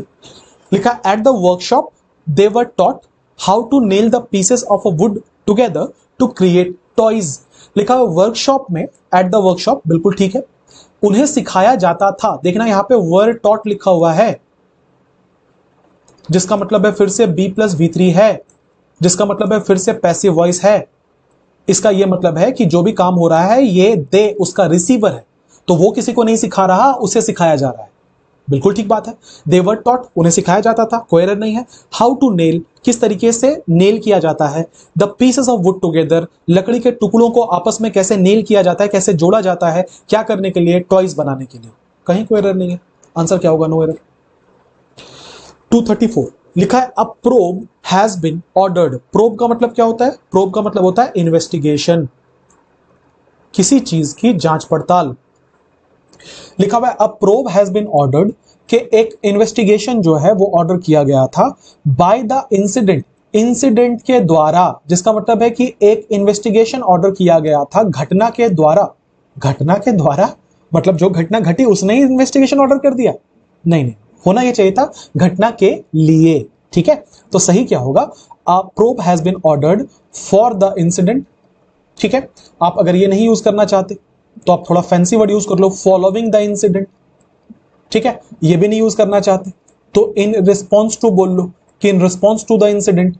बेसिकली यहां पे बाय नहीं होगा, अर्थ का अनर्थ हो जाएगा। ठीक है, 235 लिखा है कि if you rent a house near your office, अगर आप एक घर अपने ऑफिस के बगल में अगर आप रेंट करोगे, it will save you time as well as also money. इससे आसान सवाल क्या होगा, एज वेल एज मनी बोलो। ठीक है, एज वेल एज ऑल्सो क्यों बोलोगे, ऑल्सो का कोई सेंस ही नहीं है यहां पे। It will save you time as well as money. लिखा है कि notwithstanding, notwithstanding क्या होता है भाई, नॉट विथ स्टैंडिंग का मतलब, इसका मतलब होता है इन स्पाइट ऑफ या डिस्पाइट, जिसका मतलब होता है के बावजूद। ठीक है, लिखा हुआ है नॉट विथ स्टैंडिंग मतलब इन स्पाइट ऑफ, इसके बावजूद के, वी वर ऑल बिजी, इसके बावजूद कि हम सब बिजी थे, दैट वीकेंड, उस वीकेंड में हम सब बिजी थे, we had to cancel the outing, हम सबको जो आउटिंग थी मतलब बाहर जाने का जो प्लान था उसको कैंसिल करना पड़ा। फिर से सुनो, इसके बावजूद कि हम सब बिजी थे हमें बाहर का प्लान कैंसिल करना पड़ा। कोई सेंस है इस बात का, आपको ऐसा नहीं लग रहा कि ये एक फैक्ट है और ये उसका रिजल्ट है, कि क्योंकि हम सब बिजी थे हमें बाहर का प्लान कैंसिल करना पड़ा। ये सेंस बिल्कुल नहीं है कि इसके बावजूद कि हम बिजी थे हमें बाहर का प्लान कैंसिल करना पड़ा। तो आंसर क्या होगा, आंसर नॉट विथ स्टैंडिंग के जगह पे आप बिकॉज यूज करो, सिंस यूज करो, आपकी मर्जी, कि since we were all busy, क्योंकि हम सब बिजी थे हमें बाहर का प्लान कैंसिल करना पड़ा, क्योंकि हम सब बिजी थे तो अब सिंस लगाओ बिकॉज लगाओ, दोनों सही है। 237 एवरी पार्टिसिपेंट, एवरी सिंगुलर है, इसके साथ सिंगुलर नाउन आता है, पार्टिसिपेंट लिखा हुआ है, वर्ब भी सिंगुलर आता है, पर यहां तो V2 लिखा हुआ है तो जरूरत नहीं है। Every participant gave so outstanding performance, हर पार्टिसिपेंट ने इतना अच्छा परफॉर्मेंस दिया that it became difficult to choose the winner, जिससे कि ये हुआ कि बहुत डिफिकल्ट हो गया कि वो लोग एक विनर चूज कर पाए। ठीक है, तो लिखा हुआ है every participant gave so outstanding performance. ये मैंने पहले भी बताया है कि अगर मैं ये बोलना चाहूं कि इतना जितना, तो उसको सच दैट बोलते हैं। शायद पिछले वीडियो में कवर किया था कि ही performed such that everybody uploaded, उसने इतना अच्छा परफॉर्म किया कि सबके सब ने उनकी तारीफ की, तो वहां पे सच दैट लगता है। लिखा every participant gave so outstanding performance, so नहीं, such an outstanding performance that it became difficult to choose the winner, पहले बता चुका। 238 the need today is for both sides to introspect and re-examine the issue carefully and resolve it amicably। लिखा हुआ है the need today, need यहां का subject है, today is का सब्जेक्ट कौन था, नीड, नीड सिंगुलर है इसलिए इज आया। The need today is for both sides, for preposition use का ऑब्जेक्ट, टू इंट्रोस्पेक्ट मतलब अभी की जो जरूरत है वो ये है कि दोनों पक्ष अपने अपने आराम से बैठ के अपने अंदर झांके, इंट्रोस्पेक्ट करें। टू के बाद V1 है, कोई एरर नहीं है। And re examine the issue, और जो इशू है उसको फिर से री एग्जामिन करें केयरफुली, बहुत ध्यान से। किसके लिए आ रहा है ये, री एग्जामिन वर्ब के लिए, ये केयरफुली एडवर्ब आ रहा है, कोई एरर नहीं है। एंड रिजॉल्व इट एमिकेबली, और ये जो चीज है ना इसको आराम से प्यार से सुलझाएं, रिजॉल्व करें एमिकेबली, कहीं कोई एरर नहीं है। आंसर क्या होगा, ऑप्शन नंबर सी होगा, 238 का नो एरर। 239 पे पढ़ेंगे, लिखा है we are yet living in the same house, हम अब तक सेम घर में रहते आ रहे हैं। ये शायद सेंस बनना चाह रहा था, तो भैया अगर अभी भी रहते आ रहे हो तो स्टिल बोलो ना। जब आप किसी प्रोसेस को कंटिन्यू करते हो तो वहां पे हमेशा स्टिल का इस्तेमाल होता है। येट का मतलब होता है जहां पे आप चीजों को प्रेजेंट परफेक्ट टेंस में रखना चाहते हो कि अब तक कोई काम नहीं हुआ, उसको येट बोलते हैं। जैसे I have not received the letter yet, मुझे अब तक लेटर नहीं मिला। आई एम स्टिल टीचिंग, मैं अभी भी पढ़ा रहा हूं। क्योंकि कॉन्टिन्यूअस एक्शन है तो मैं स्टिल का यूज करूंगा, येट का यूज क्यों करूंगा।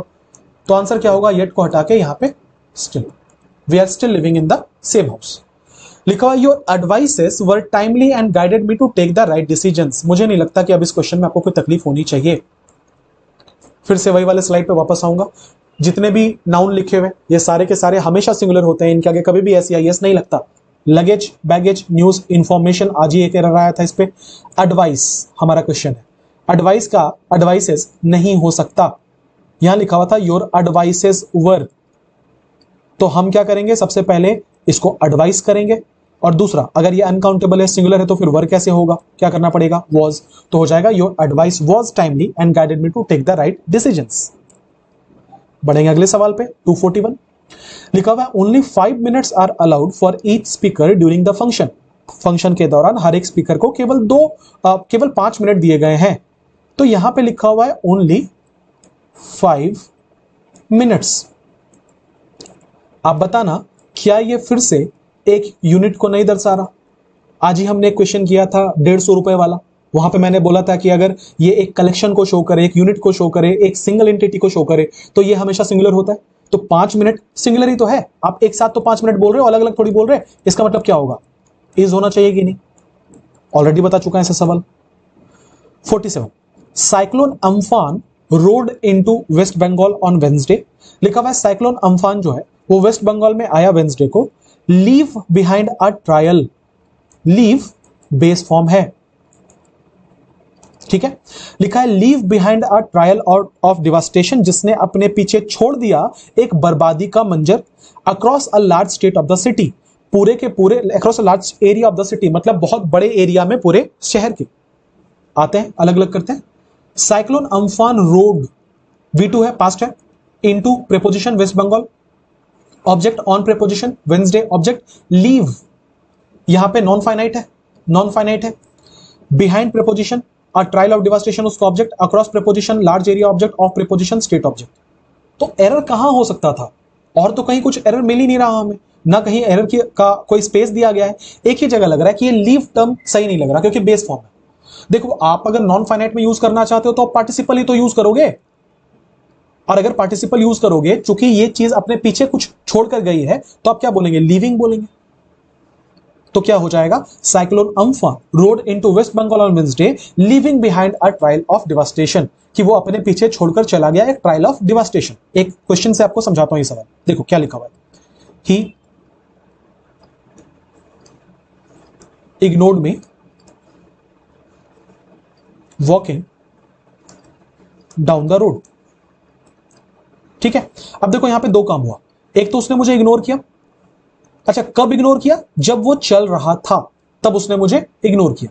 यहां पे भी दो काम हुआ, साइक्लोन अम्फान जो है वेस्ट बंगाल में रोर किया, कब, जब उसने पीछे छोड़ गया वो एक डिवास्टेशन।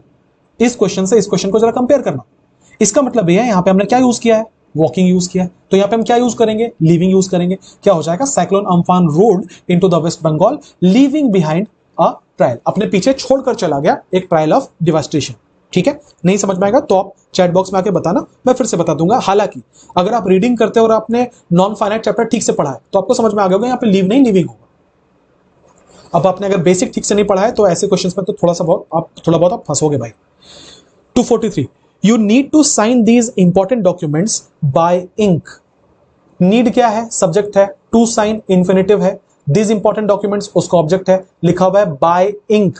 बाय इंक नोट करना, जब आप किसी चीज को साइन करने की बात करते हो उसको इन इंक कहा जाता है। ये एक ईडियम है जिसका मतलब होता है किसी डॉक्यूमेंट पे अपने सिग्नेचर्स डालना, उसको इन इंक कहा जाता है। तो लिखा हुआ you need to sign this documents in ink not by ink. अब एकदम एग्जैक्टली यही वाला सवाल एसएससी में 6-7 बार आया, तो दिमाग लगाने की जरूरत नहीं है, एक नोट डाल लो कि इन इंक होता है, याद कर लेना कि इन इंक होता है हमेशा, बस खत्म काम। 244 she speaks very highly of both her daughter in laws. वो बहुत बड़ी बड़ी बातें करती है अपनी दोनों बहुओं के बारे में। आपने पढ़ा होगा कंपाउंड नाउन के बारे में नाउन चैप्टर में, वहां पे आपको सिखाया गया होगा कि कंपाउंड नाउन को अगर प्लूरल करना हो तो कैसे करते हैं। फॉर एग्जाम्पल अगर हम डॉटर इन लॉ को प्लूरल करना चाहते हैं तो हम उसको डॉटर्स इन लॉ बोलते हैं, डॉटर इन लॉज नहीं। इसी तरीके से अगर हम सिस्टर इन लॉ को प्लूरल करना चाहते हैं तो हम सिस्टर्स इन लॉ बोलते हैं।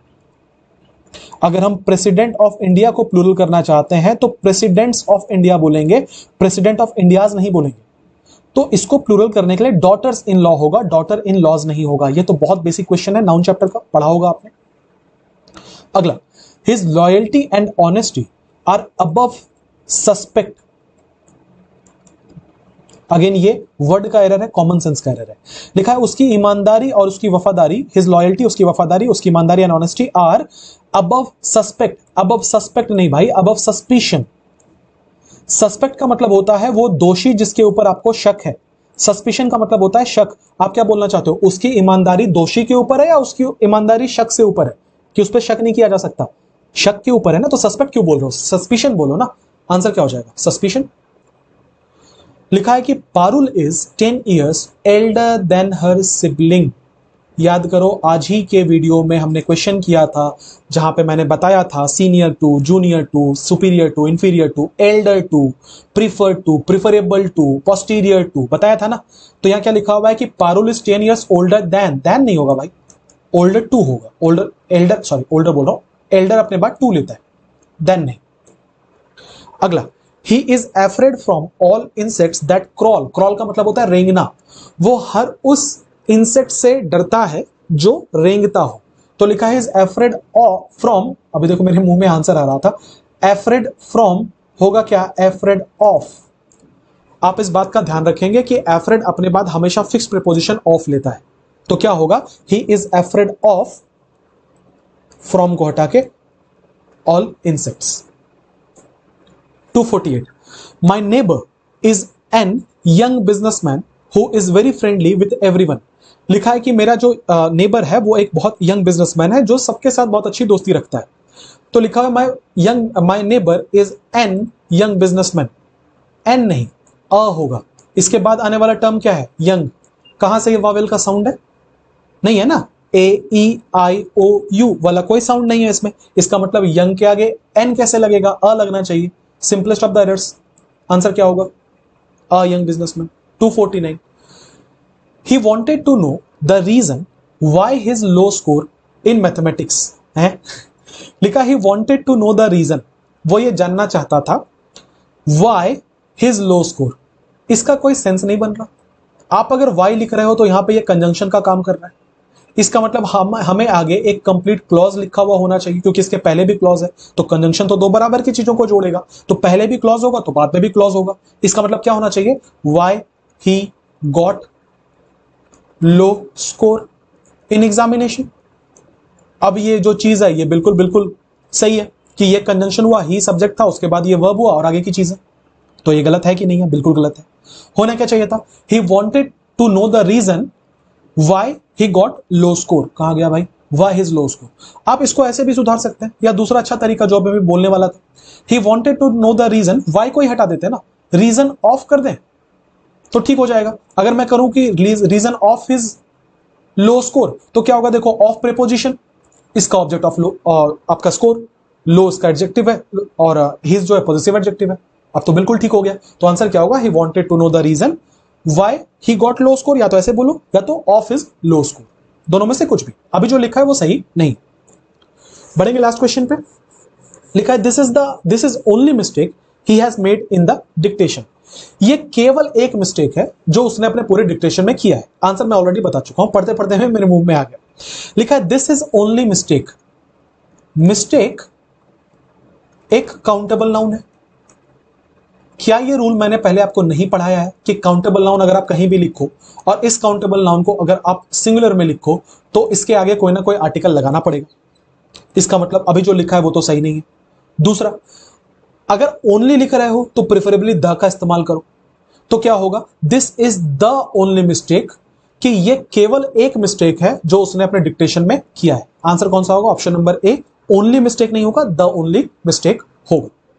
उम्मीद करता हूं ये सेशन भी आपके लिए काफी इंफॉर्मेटिव रहा। इसमें बहुत सारे ऐसे क्वेश्चंस थे जो कॉमन सेंस के थे, जो आपकी अंडरस्टैंडिंग को चेक करेंगे। ठीक है, ग्रामर के रूल्स के थोड़े से कम सवाल थे। आगे और भी वीडियोस आएंगे, उसमें ग्रामर के रूल्स भी रिवाइज होंगे। उम्मीद करता हूं आप साथ साथ पढ़ते जा रहे हैं, मजा आ रहा है। कोई डाउट हुआ तो आप पूछ सकते हैं, चैट में जाके मुझे सवाल भेजिएगा, मैं जवाब दे दूंगा। तब तक के लिए अपना बहुत बहुत ध्यान रखिए, पढ़ाई करते रहिए। Have a nice day everyone, thank you for being with me.